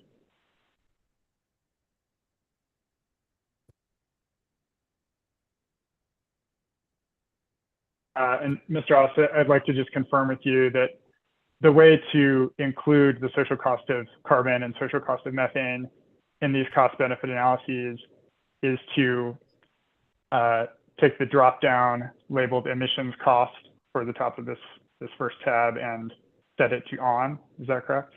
That's right. Okay, Ms. Federico, could we change that drop down to on? Sorry, you're gonna have to kind of explain to me where I do that. Yeah, if we could zoom in just a little bit, that might help.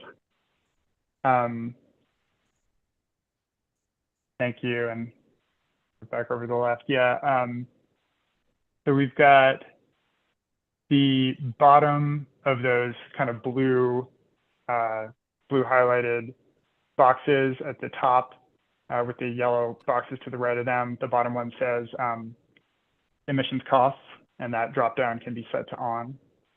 It is, it's on. Looks like we are. Okay, great. Thank you. And it looks like the other, so, okay, first I think we established that's the way to show these costs in the benefit cost analysis, right, Mr. Ross? Yes, that's right. Okay. And then it looks like the others are set to low, rapid. Could we set the cost test to UCT, please? Did you say cost test? Yes.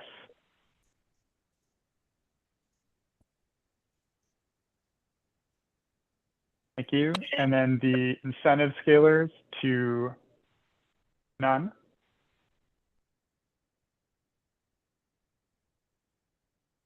Okay, and then I think we'll need to go to the formulas menu at the top menu bar, if we could, and click calculate now on the right.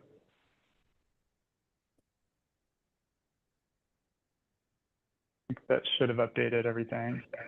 I think it auto-calculated already, Mr. Denison. Okay. The version I had wasn't doing that, so just wanted to make sure. So Mr. Ross, do the cost benefit results now reflect the scenario that we just set everything to, where we're looking at the utility cost test with no incentive scalars and inclusion of social costs? Is that right? Not quite, because I'm not sure I would refer to this as the utility cost test. The reason being that those social costs don't end up in utility rates. The utility cost test would include emissions costs insofar as there's a compliance cost associated with them. So for example, under California's cap and trade system here, if a gas utility were to buy permits, that would show up in utility cost test, but the social cost of carbon used in avoided costs would not. Okay. Yeah, I understand that distinction. I guess my question is, do the results now, based on the way you've set up the spreadsheet, do they display the cost benefit results with the parameters, input parameters set to the ones that we just went through in the drop downs? They do, yes. Okay. So if we look at the net costs on the right, it shows that under these assumptions, the emissions target portfolio is net beneficial. Is that correct?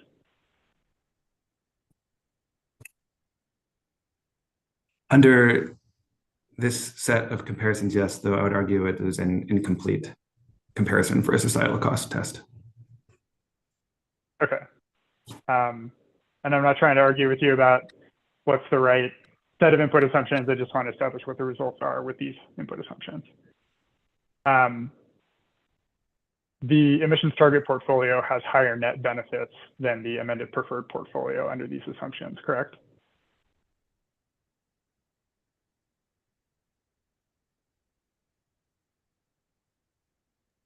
Sorry, it's a little small, and we're dealing with everything that's on the order of over $1 billion there in column H. If you can zoom in. Thank you. And if you don't mind scrolling down. Now, pardon me for a second. Yes, the value in cell H24 is lower than the value in cell H26. Okay, thank you. And if we look at the electric capacity costs column, we see that these are the highest costs for the electrification only portfolio. Is that right? Under this set of parameters. Okay. And as we talked about before, if hybrid electrification were allowed in this scenario, that would reduce electric capacity costs, all else being equal, correct? Potentially. Okay. If this change brought the electric capacity costs to a level that's comparable to the electric capacity costs of the other portfolios, say the emissions target portfolio, then would you agree that the electrification only portfolio would be net beneficial?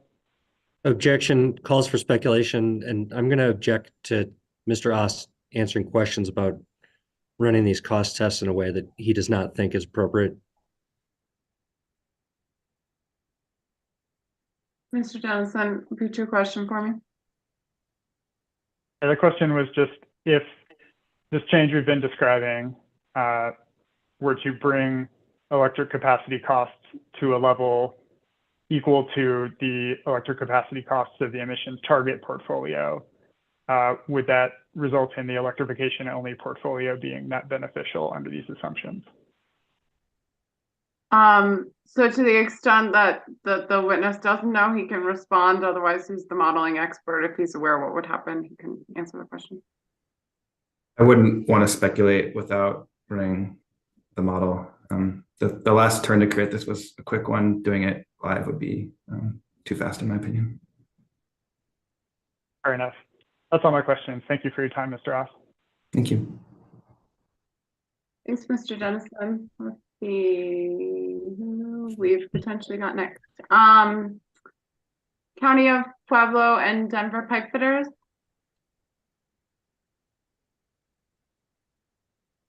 No questions. Thanks, Ms. Consiglio. EOC.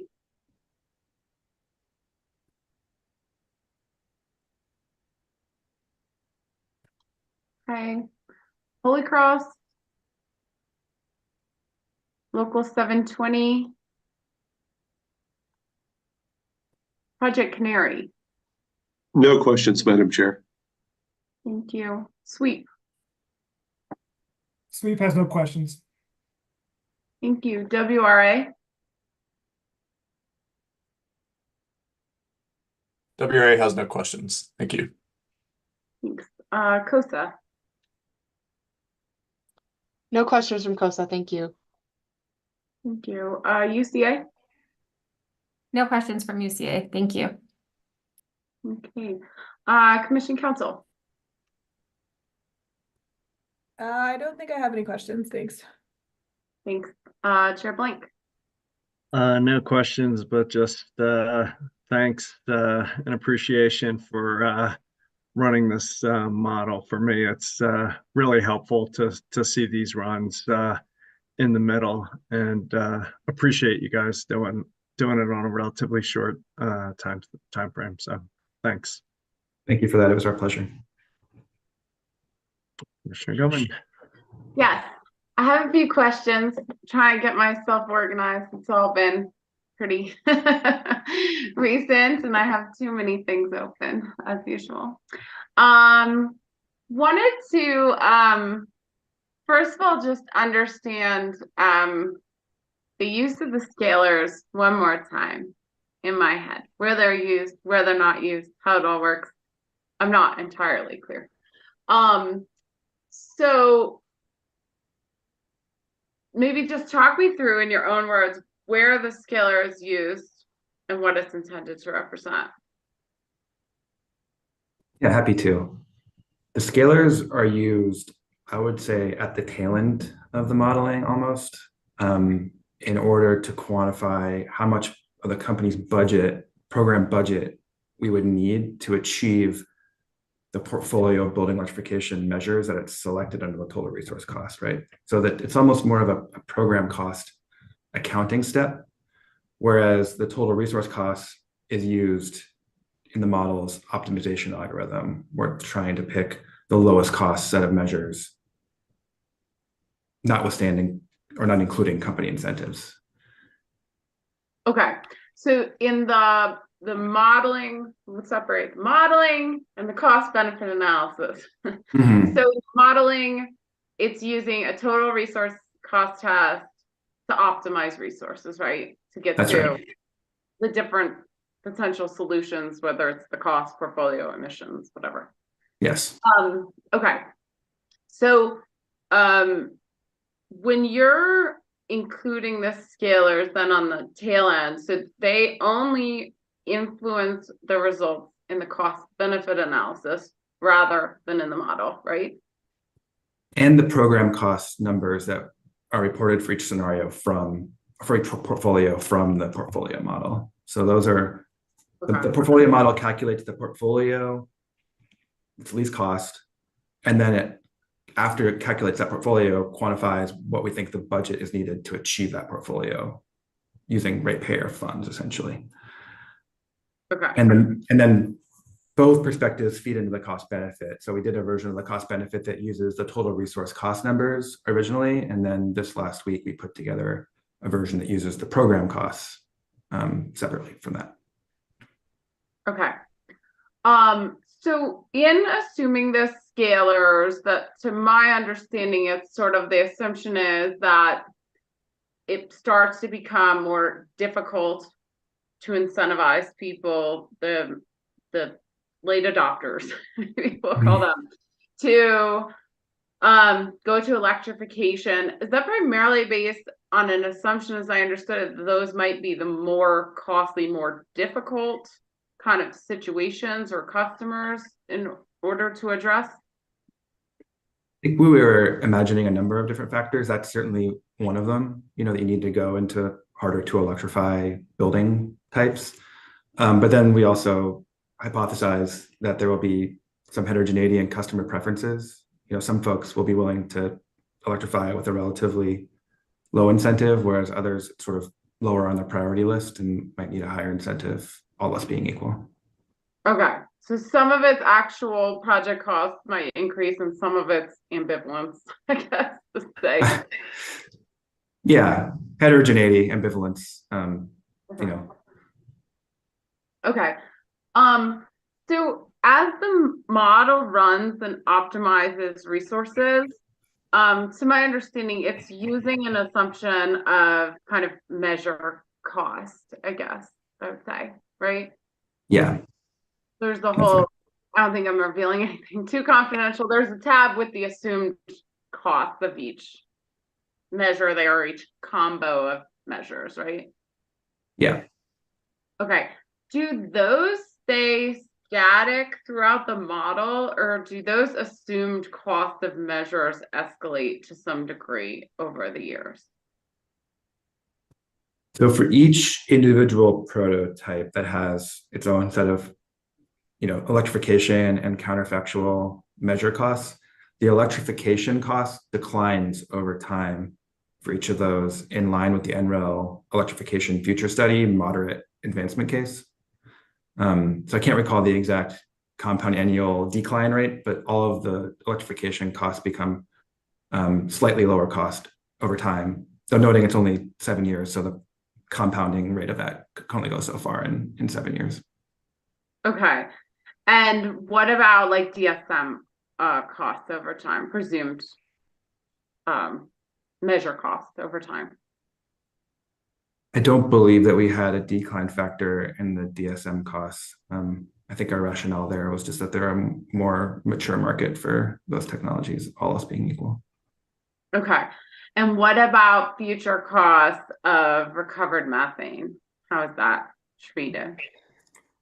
For recovered methane, for each resource type, it's essentially flat over time, but we have an accounting for cost increasing in the form of the supply curve itself, where each recovered methane resource is limited in quantity. So if you need to get more recovered methane, the marginal cost increases as you do more.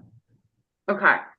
And then what about hydrogen future pricing?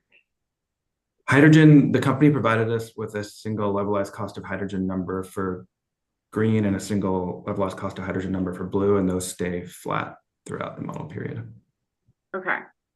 And we can move on to confidential session in a few minutes if we need to, but are you able to just point me like in the model in some way that's not confidential where I go to see this escalation or see how this happens? So for example, like the decline in beneficial electrification total measure cost over time. How can I see that in the model? I would need to, if you give me one moment, I can pull up in the list of sheet names and I could tell you if that's okay. Yeah, I mean, if this is an easy way to do it, we can go to a confidential session eventually. We might have to anyway. I'm just trying to see the parts and pieces work. It might be, it's a big model and I could try and point you to a specific place. It might be easier to do it if we're looking at the same thing together. Okay, we'll get there then. Okay, excellent. Let me keep going here. As I look at the just a few results that are a little counterintuitive to me, Ms. Federico, can you pull up DRA 16, which is the summary result summary?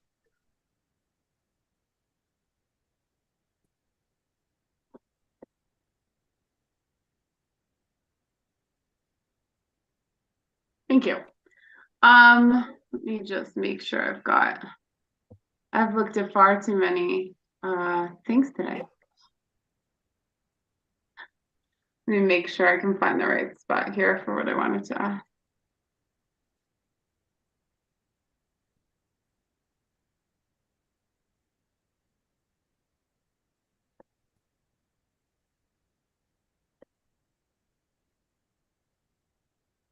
Okay, so as I go between the Flex High tab and the Flex High No Scaler tab, just broadly, I'll report to you that the Flex High tab, sorry, let me make sure I'm right in what I'm saying.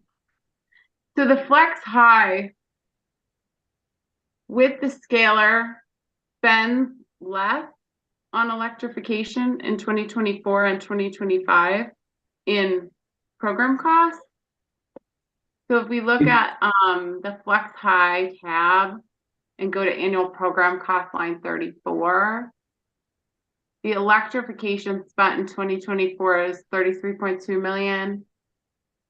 And in 2025 is 55.1 million. If we go to the next tab over, which is flex high no scalar, and go to the same thing, line 49.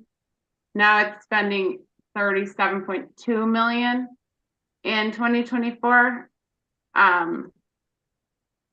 And I've got 99.2 million.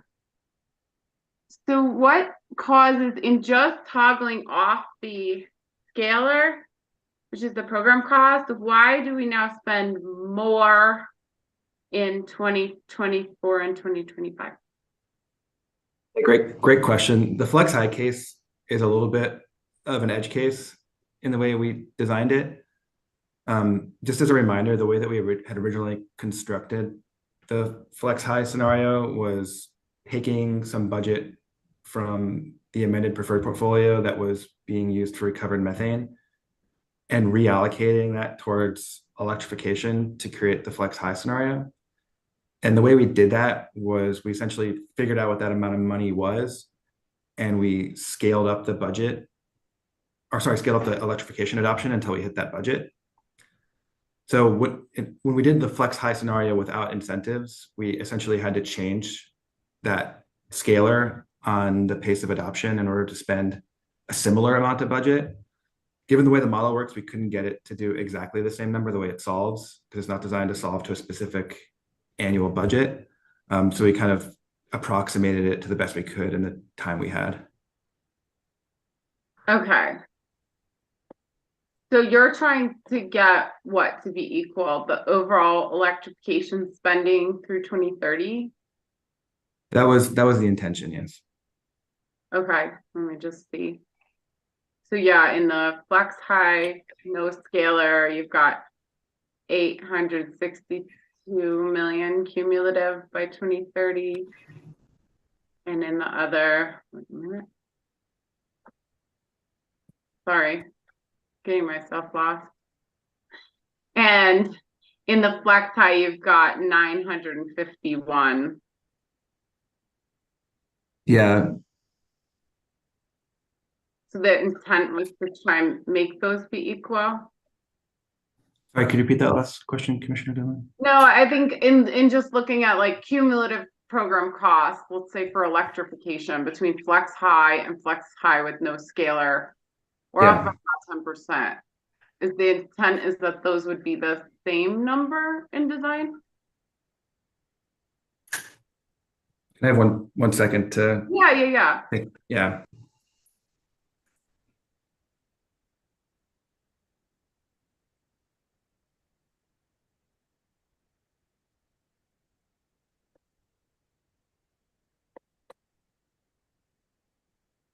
The intent was that the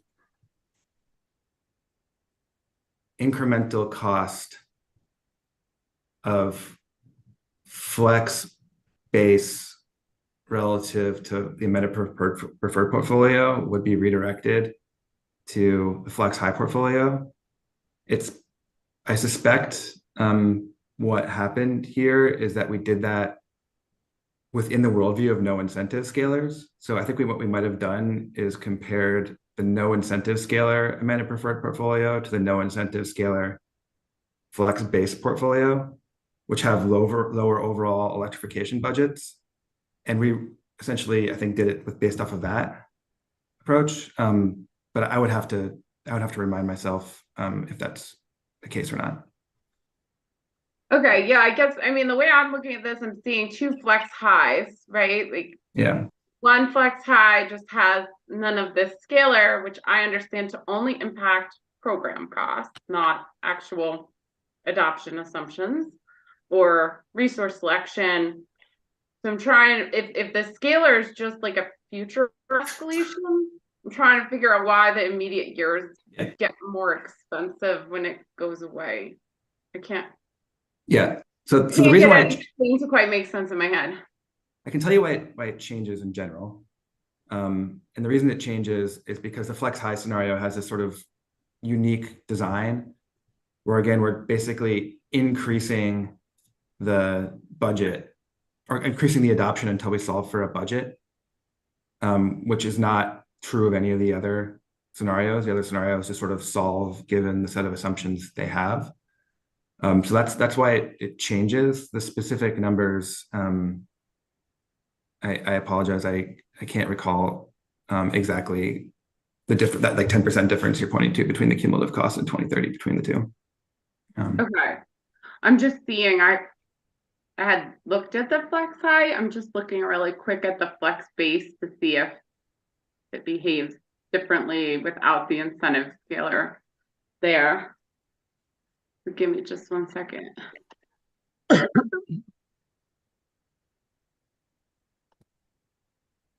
Yeah. Yeah, and the flex base, those don't change. Somehow in the flex high, the earlier spending changes. Like between flex base and flex base with no incentive scalar, the early year spending on electrification doesn't change, but in the flex high, it does change. Okay, I can explain that.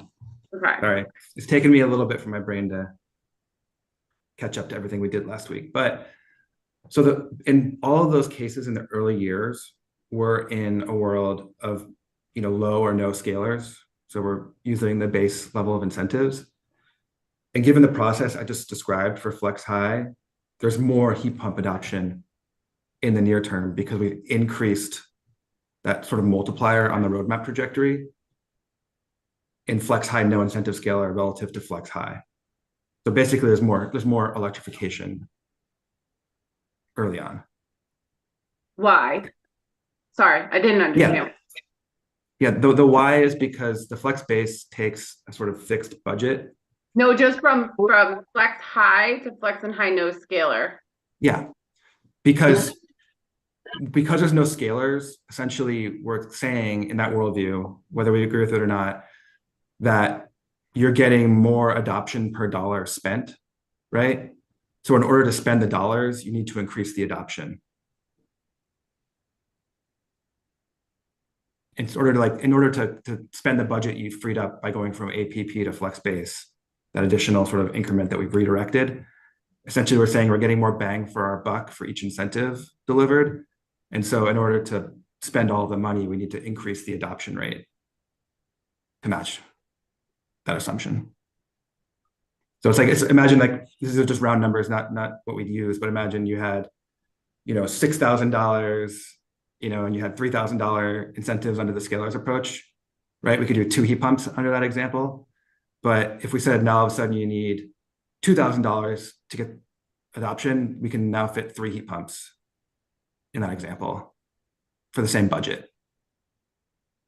I'm sorry, 6 was a weird base number to use. I could use 10 or something. But... No, that's okay.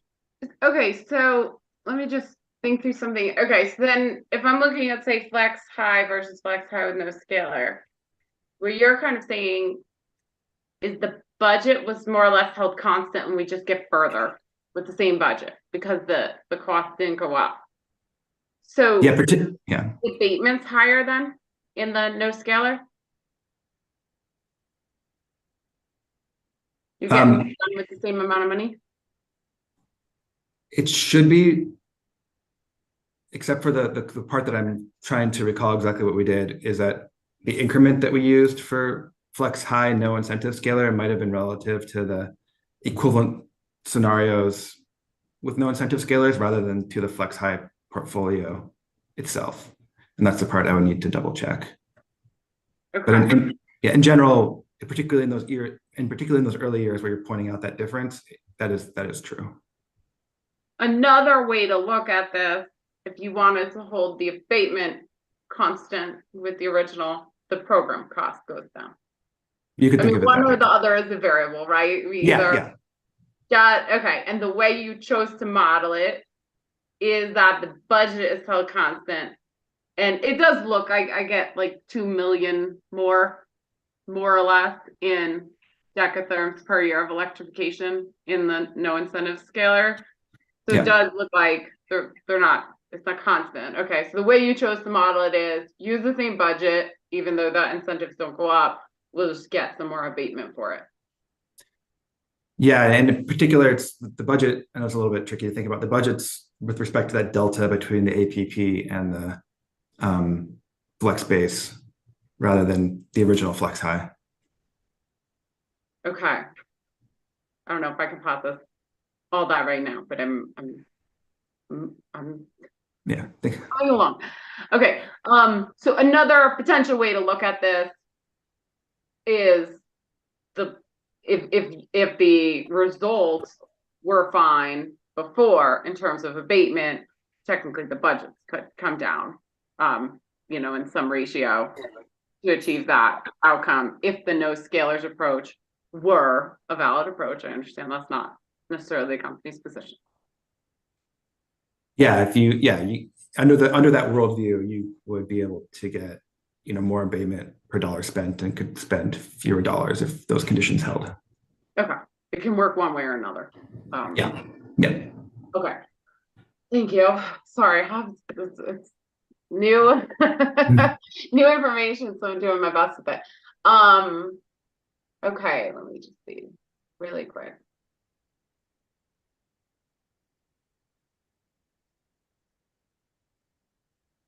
Okay, talk me through moving on from the scalars. I think what we will probably go into a confidential session after, and I'd like you to kind of take me through how I follow them and how I kind of project costs changing over time. But let's move on to the AC replacement portion of the modeling. So can you just walk me through what modifications were made and roughly where we can again look more specifically with the document up after, but maybe in a more general sense, talk me through what all modifications were made.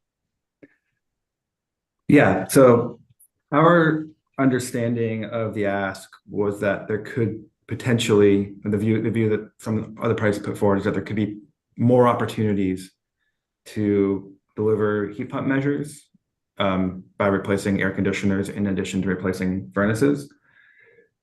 So what we did was try and calculate how many of the company's residential customers currently have central air conditioning, and then estimated what share of those occur at a different time than furnace replacements. So which ones would be incremental to furnace replacements? Assumed a turnover rate of those. So in this case, we use an 18-year lifetime. So we assumed that, I think we said there was 117,000 customers with AC. We said approximately half of them, those replacements occur at the same time as furnace replacements. Then we say 1/18 of that remainder is the amount that's replaced per year. So a little over 22,000 opportunities per year. We also accounted for the growing market share of air conditioners. So that was the existing customers today and their existing share. So we included that, assuming that 0.25% of existing customers will adopt air conditioners each year. And just noting that's meant to represent just the retrofit market. Virtually all new construction, my understanding in Colorado has air conditioning now, and that was already accounted for in the original modeling. And then essentially what we did is we took that 22,500 sites per year plus the growth in retrofits and compared that to our furnace replacement rate that we had in the model, and saw that if you were to accept, you could do more heat pumps because of this approach, which again is one that we're sort of not necessarily subscribing to. You would essentially have 32% more HVAC installation opportunities in any given year. And so what we did with that is we went to the flex base portfolio and we changed the multiplier for the roadmap sort of market share parameter in the model to 1.32, meaning that in any year, the trajectory of heat pump adoption could be 32% higher than the 2021 roadmap trajectory, which as a reminder is very, very similar to the 2024 roadmap trajectory. And yeah, happy to show you exactly where that parameter lives in the model when we have a chance to open it. And just the other piece that we talked about as a reminder was about the cost considerations for AC. And I'll just remind that we already had assumed a counterfactual air conditioner in our incremental costs already, even for homes that don't already have it. And that was just meant to recognize, consistent with my conversation with Commissioner Plant, that air conditioning has values that aren't necessarily quantified in the incremental cost number, and so we didn't want to kind of we wanted to kind of net that out and sort of just keep it in the counterfactual for simplicity's sake. Okay, just clarifying that, sorry. Yeah. So in terms of measure cost, Yeah. is the easiest way to Yeah. say it. Did you think you already had a situation that fairly represented the replacement of only AC, or you had to create something new? Well, our view is that a complete total resource cost view should have both the furnace and the AC in the counterfactual cost. What I'm saying is before, let's say you had a heat pump, again, round numbers, not specific to anything in the model, that was $15,000. And let's say a furnace and an AC cost $5,000 each. If someone currently only has a furnace, we didn't say in the model that their incremental cost is $10,000. We assume that they would want an AC eventually, and we assume their incremental cost was actually $5,000. So our assumption made the incremental cost of electrification all else equal lower than it would have been if you'd only considered the furnace cost. Because you're saying they're getting AC anyway, it's just an upgrade between a regular condensing unit and a heat pump. Yeah. Okay. And then, but for the case of replacement of both systems, like you have this potential for the new AC, if you will, where it's netted against the cost that they're going to get AC anyway in that scenario. But in the scenario where someone might replace only their AC and not their furnace, you're still including the cost of a new furnace, assuming at some point they will or must do that. Yeah, either that or, we didn't another path would be they would need to upgrade their part load heat pump to be able to cover the full load, via cold climate heat pump. So we modeled it as if they would eventually have to replace the furnace. Okay. And in that, I guess, is that the right way to use counterfactual? In that counterfactual, they're still getting a natural gas furnace in your modeling or cost estimation, or they're replacing the entire capacity with a heat pump? It depends on the measure that's selected. So the model has both all electric heating systems, in which case it is replacing both of them. And then in the hybrid, it's only replacing, part of the furnace load, and the furnace would need to be installed alongside the hybrid heat pump or sometime thereafter.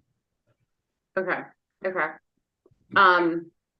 And so I guess to kind of some of the thoughts or criticisms, essentially the scope we're not getting in that is this assumption that someone might replace their air conditioner dies, they replace that with the heat pump, begin to use that in part for heat, and just keep the old furnace as a backup for however long it lasts as a backup. Is that fair? That's kind of the other side of this that's not being modeled, if that's a reasonable assumption.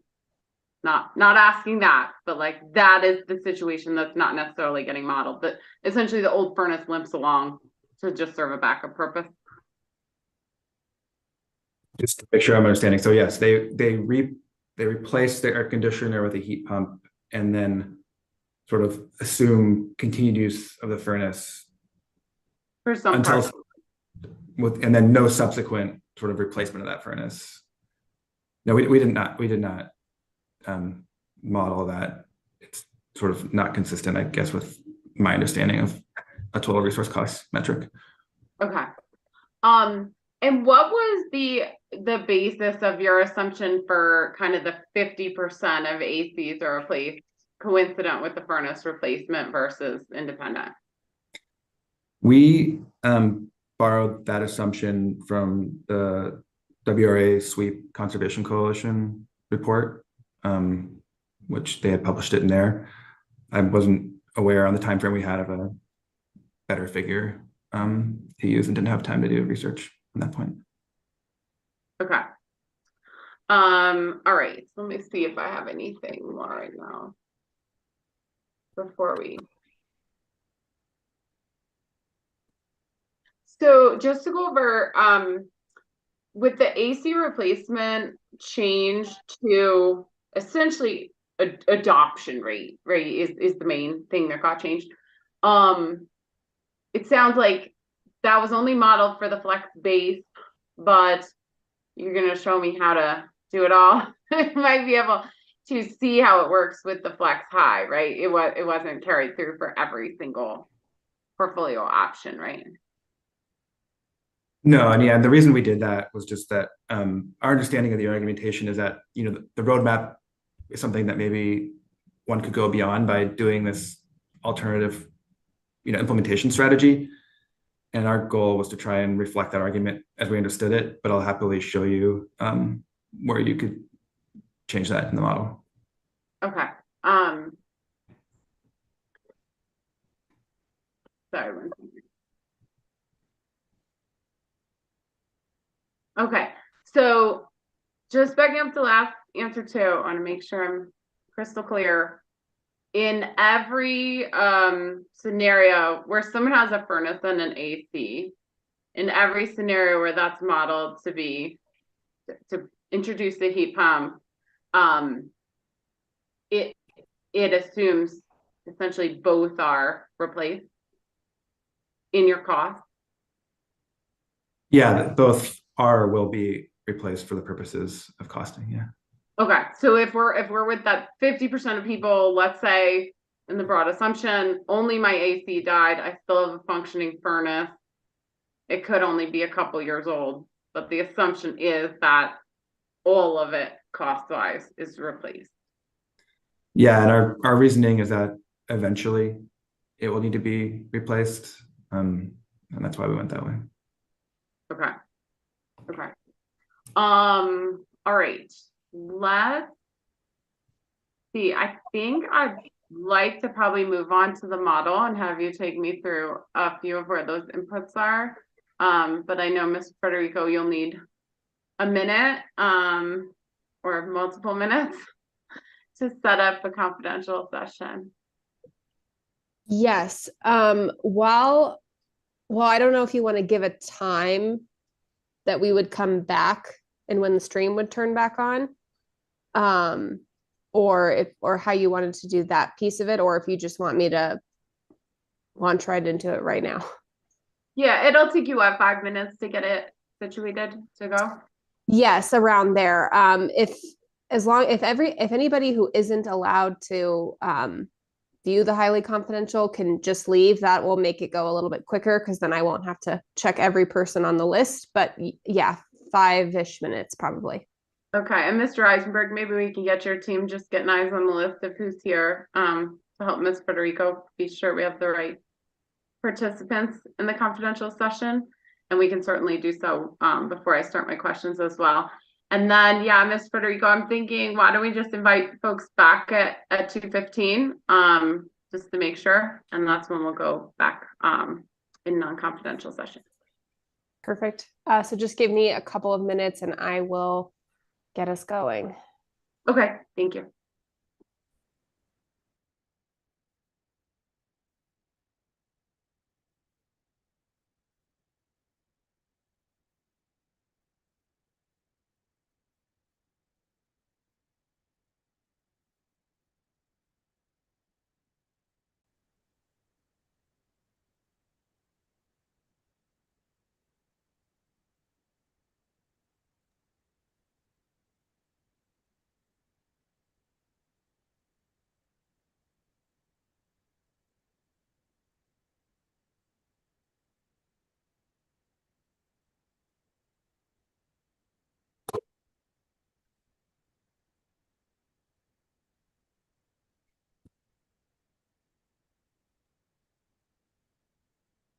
Mr. Eisenberg, I think I made an assumption there that you wouldn't have any confidential redirect questions.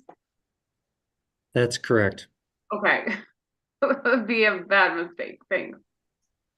And we're all set. We're back up streaming and back in the public session. Thank you, Ms. Federico. Those are all the questions I have for you, Mr. Ross. So I'll turn it back to Mr. Eisenberg for any redirect. Thank you, and thank you, Mr. Ross, for your time. I have no redirect for this witness. Thanks, Mr. Eisenberg. Mr. Ross, You are officially excused, sir. Thank you for bearing with us, and really thank you for turning around this work for us and responsive to our requests. We appreciate it. Thank you. Thank you. All right, so next up, Mr. Larson, I think we might have Mr. Eiley. Yes, and I believe he is ready. There he is. Good afternoon, Mr. Eiley. Good afternoon. I think I don't need to swear you back in. I don't think I dismissed you the first time, but do you understand you're still under oath? I do. And similar to before, are you alone as you testify today? I am. Is anyone communicating with you in any way? No one is. And if either of those change, would you please let me know? I will. Thank you. All right, there you go, Mr. Larson. Thank you, Madam Chair. Good afternoon, Mr. Eiley. Good afternoon, Mr. Larson. Welcome back. Thanks. Did you hear the intervener testimony on the Flex portfolio from a variety of different witnesses? I did. And just to kind of level set before we get into some more specific questions, can you explain the role of the Flex portfolio in the company's rebuttal case? Sure. The Flex portfolio, again, is it sits with the other, what we have called vertical one portfolios. So that there's a cost target portfolio on the lower end of costs. The Flex portfolio is kind of in the middle. And then there's an emissions target portfolio. So there's really, in our view, there's a choice of those three. That's what we've proposed back here in rebuttal. That's quote unquote vertical one. Then you have vertical two, which is the market transformation portfolio. And then you have vertical three, which is additional efforts. In our view, vertical two and vertical three are additive functions onto the choice made amongst the three compliance portfolios. I will call them in vertical one. All right. And over the course of the live direct testimony, it was offered, there were two primary critiques of the Flex process. The first being the check-in process, and then the second being the resource or strategy makeup of the portfolio. So I want to start with the check-in process. Okay. Did interveners have process concerns with the check-in approach? Some did, yes. And where did those witnesses land kind of as a general matter from your perspective? I think from my perspective, I think they landed a little bit on both sides of us. And by that, I mean, I think there were several interveners who opined that maybe instead of what we propose as a check-in process, more of a litigated process, a full application style process. And then the Energy Office, as I understand it, and we're still absorbing that proposal a little bit, the Energy Office proposed a process to move fairly substantial portions of the budget through a 60-90 day process, which is more of a company propose, parties comment, and company implement type process, where the commission itself isn't usually brought into play at all. So I think our process, which I would characterize as propose, comment, and decide, lies somewhere between those two general schools of thought. And would the company entertain process modifications with respect to the check-in? I think we would. I think our intent is to make sure parties are informed. I think there's maybe a little bit of concern on that, and a few ideas we've had. And I heard a little bit of this from other parties too. One notion is possibly a bit more time between the company's proposal and the party's response. We had proposed 30 days, but it's possible a couple more weeks could happen there. We've thought about the possibility for a limited discovery option that could help potentially increase comfort.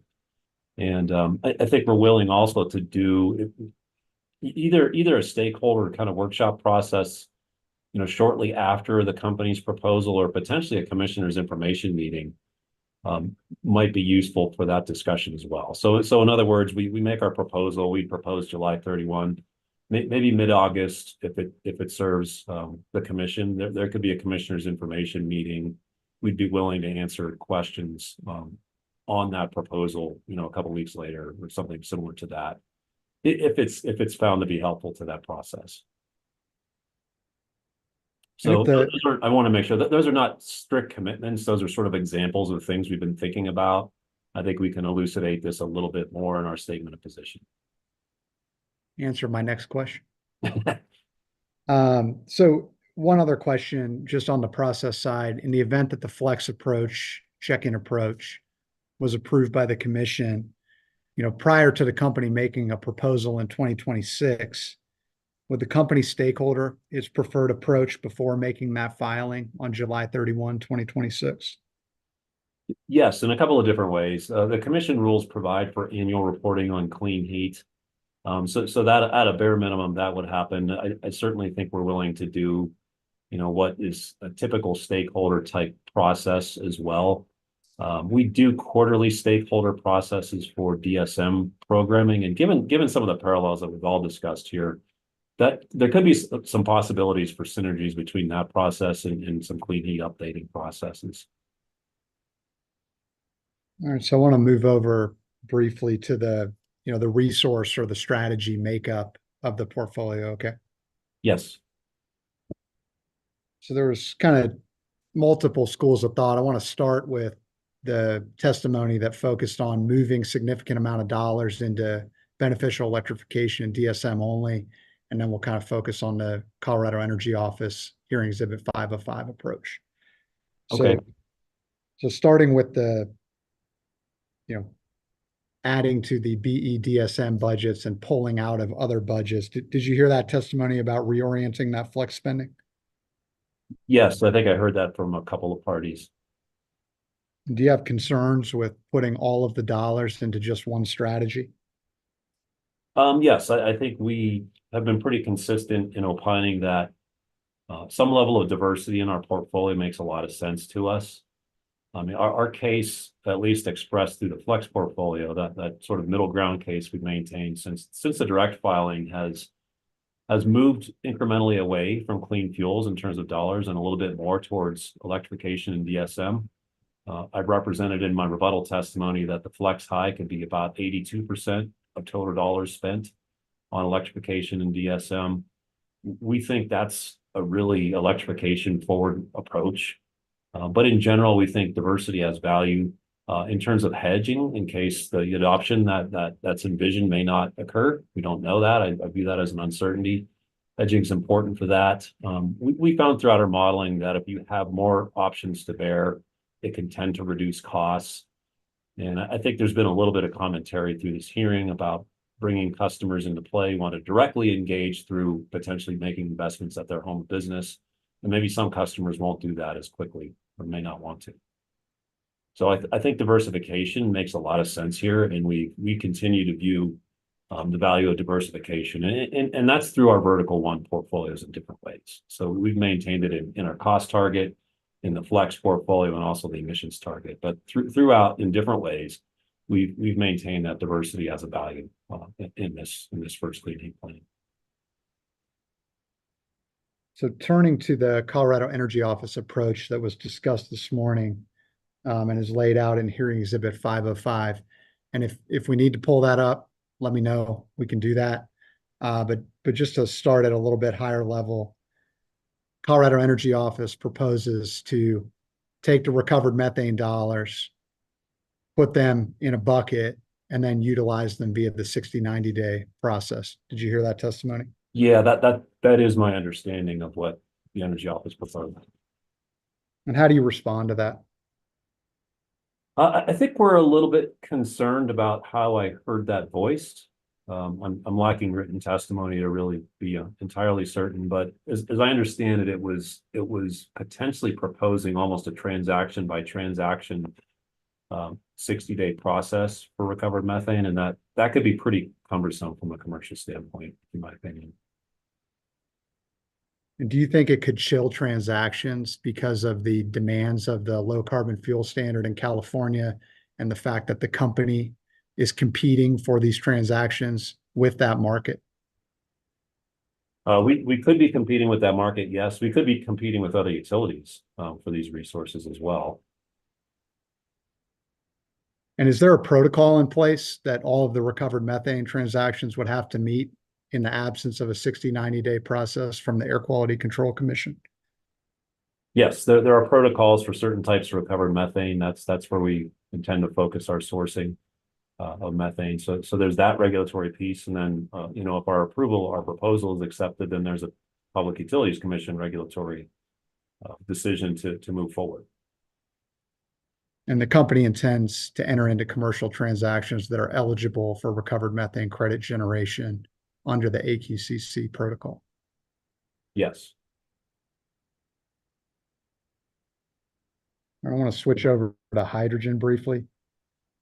So did you hear Mr. Hayes' testimony this morning about Colorado Energy Office's support for the company's updated approach, specifically the work at the company-owned facilities, as well as the efforts to find commercial industrial customers as part of its updated hydrogen approach?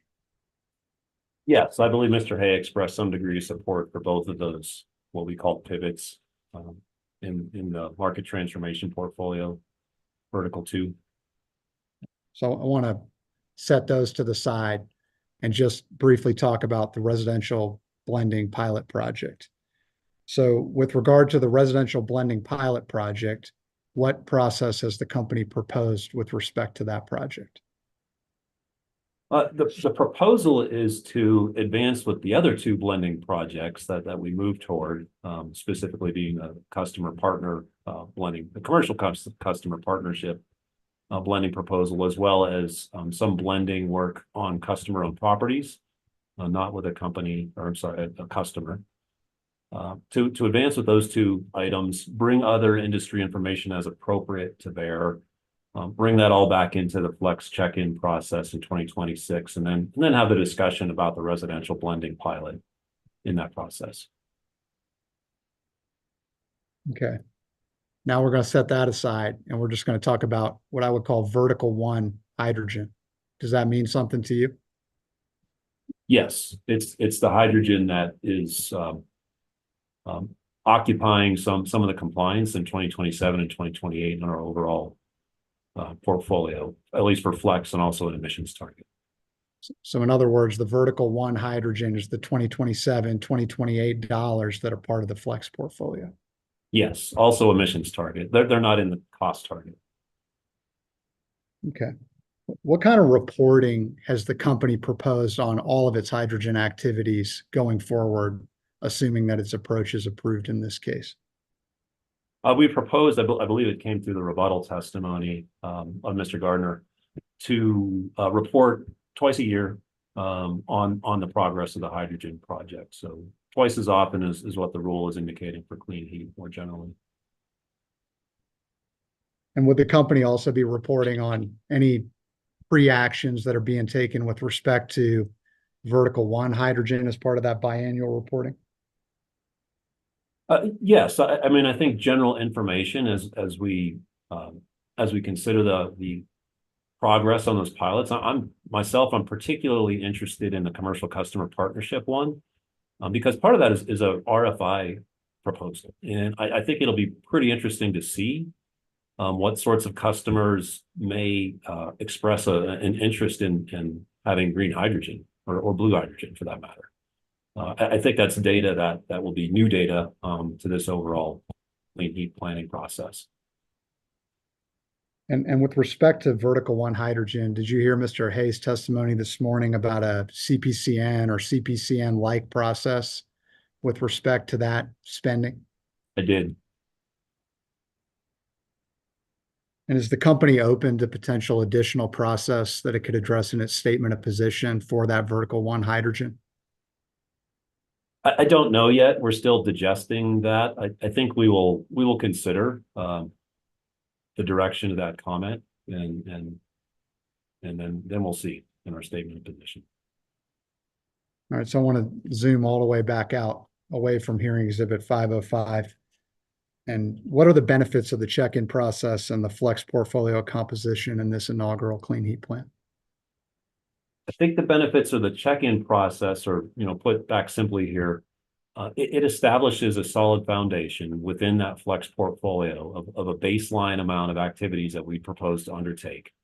And then with that $119 million, which is about 17% of the total at flex high level, we can propose and parties can respond, and the commission can decide on which further additional actions we may want to take in the last 2 years of that plan. So I think it embeds a nice flexibility there.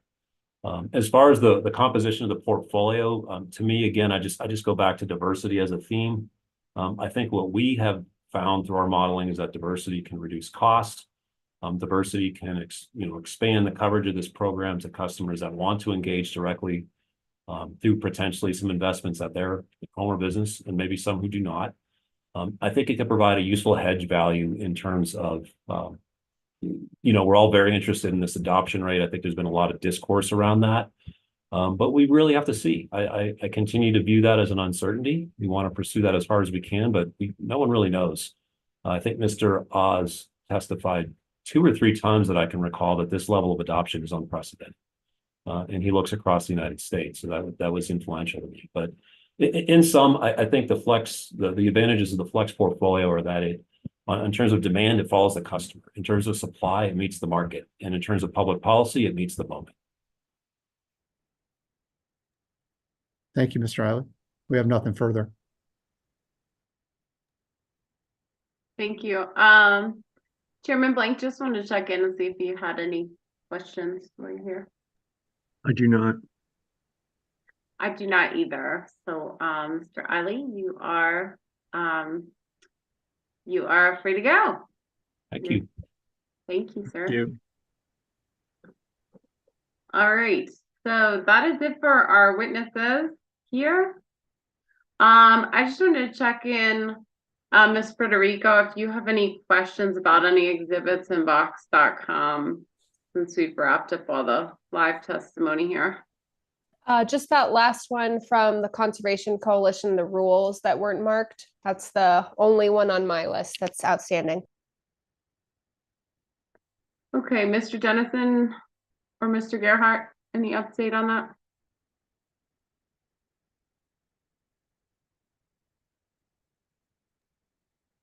that?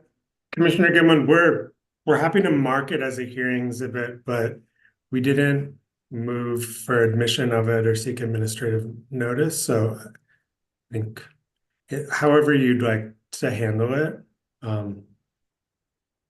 Okay, Ms. Dundas?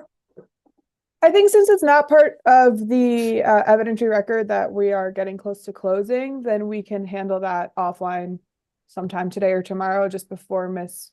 Federico uploads the exhibits to e-filings.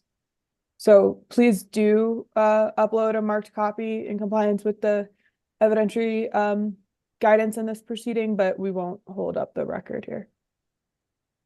Will do. Okay.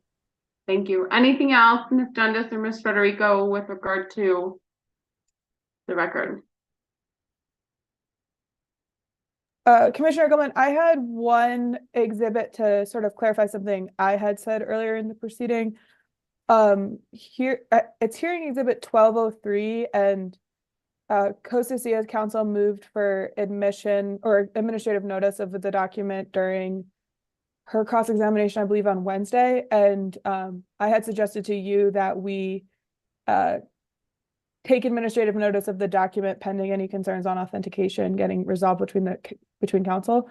I haven't heard of any concerns related to that, so I'd recommend we just clarify the record that that was administratively noticed. That's hearing exhibit 1203. It was the EJAC document. Mr. Larson? We do not have any concerns regarding the authenticity of that document. Okay. So we'll maintain administrative notice, right, Ms. Dundas, on that one? Yeah, so now the transcript will reflect that the commission administratively noticed 1203. Thank you. Got it. Thank you for keeping us straight. Any other issues on the evidentiary record? Nothing further from the company. Okay. Do you want to talk about SOPs before we are done here? So, let me see, just looking at the commissioner's calendar, which I guarantee you looks challenging. I would recommend that we look at April 5th, but wanted to see if that is feasible from the parties.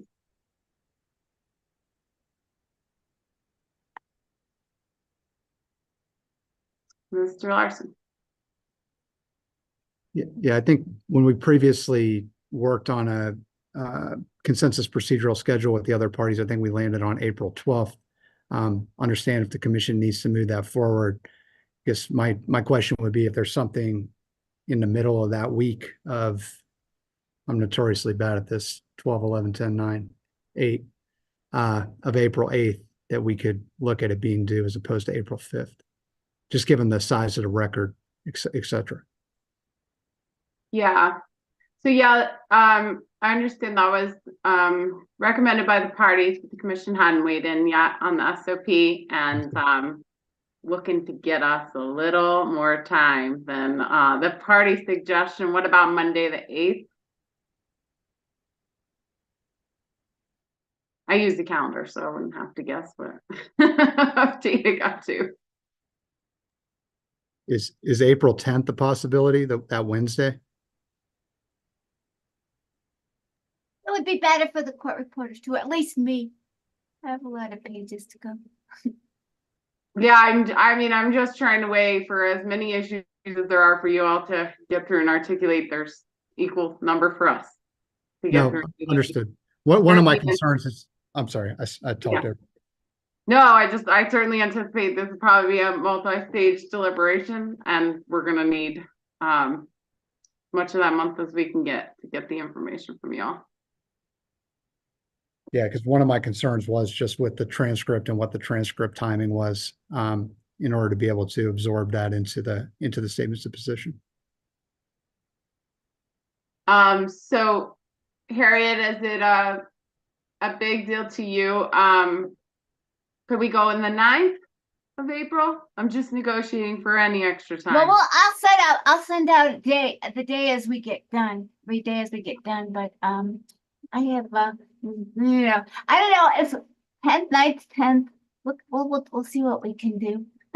You guys asked a lot of questions in this one, so as usual. So Larson, is the 9th possible? That can work for us if it's okay with the other parties. Okay. Mr. Smith? If the 9th is what has been decided, we can make that work. I was just going to lend staff support for the April 10th. I hope to have you all make the 9th work, because the rest of the calendar's pretty gruesome. Chair Blank, I think we'll need a vote on the SOP. I'm hearing the 9th. It's not their first choice, but it's feasible, so I would propose we go with the 9th. I am fine with close of business on the 9th. Okay, got it. And then pages, Mr. Larson. We're willing to do it within the existing 30-page limit, if the commission wants that. We're flexible on that. Okay, just want to make sure there wasn't an issue. I'm not anticipating one. Well, got it. At least not now. Don't know we have a problem yet. Perfect. Okay. Any other issues before we close the evidentiary record and close this all up?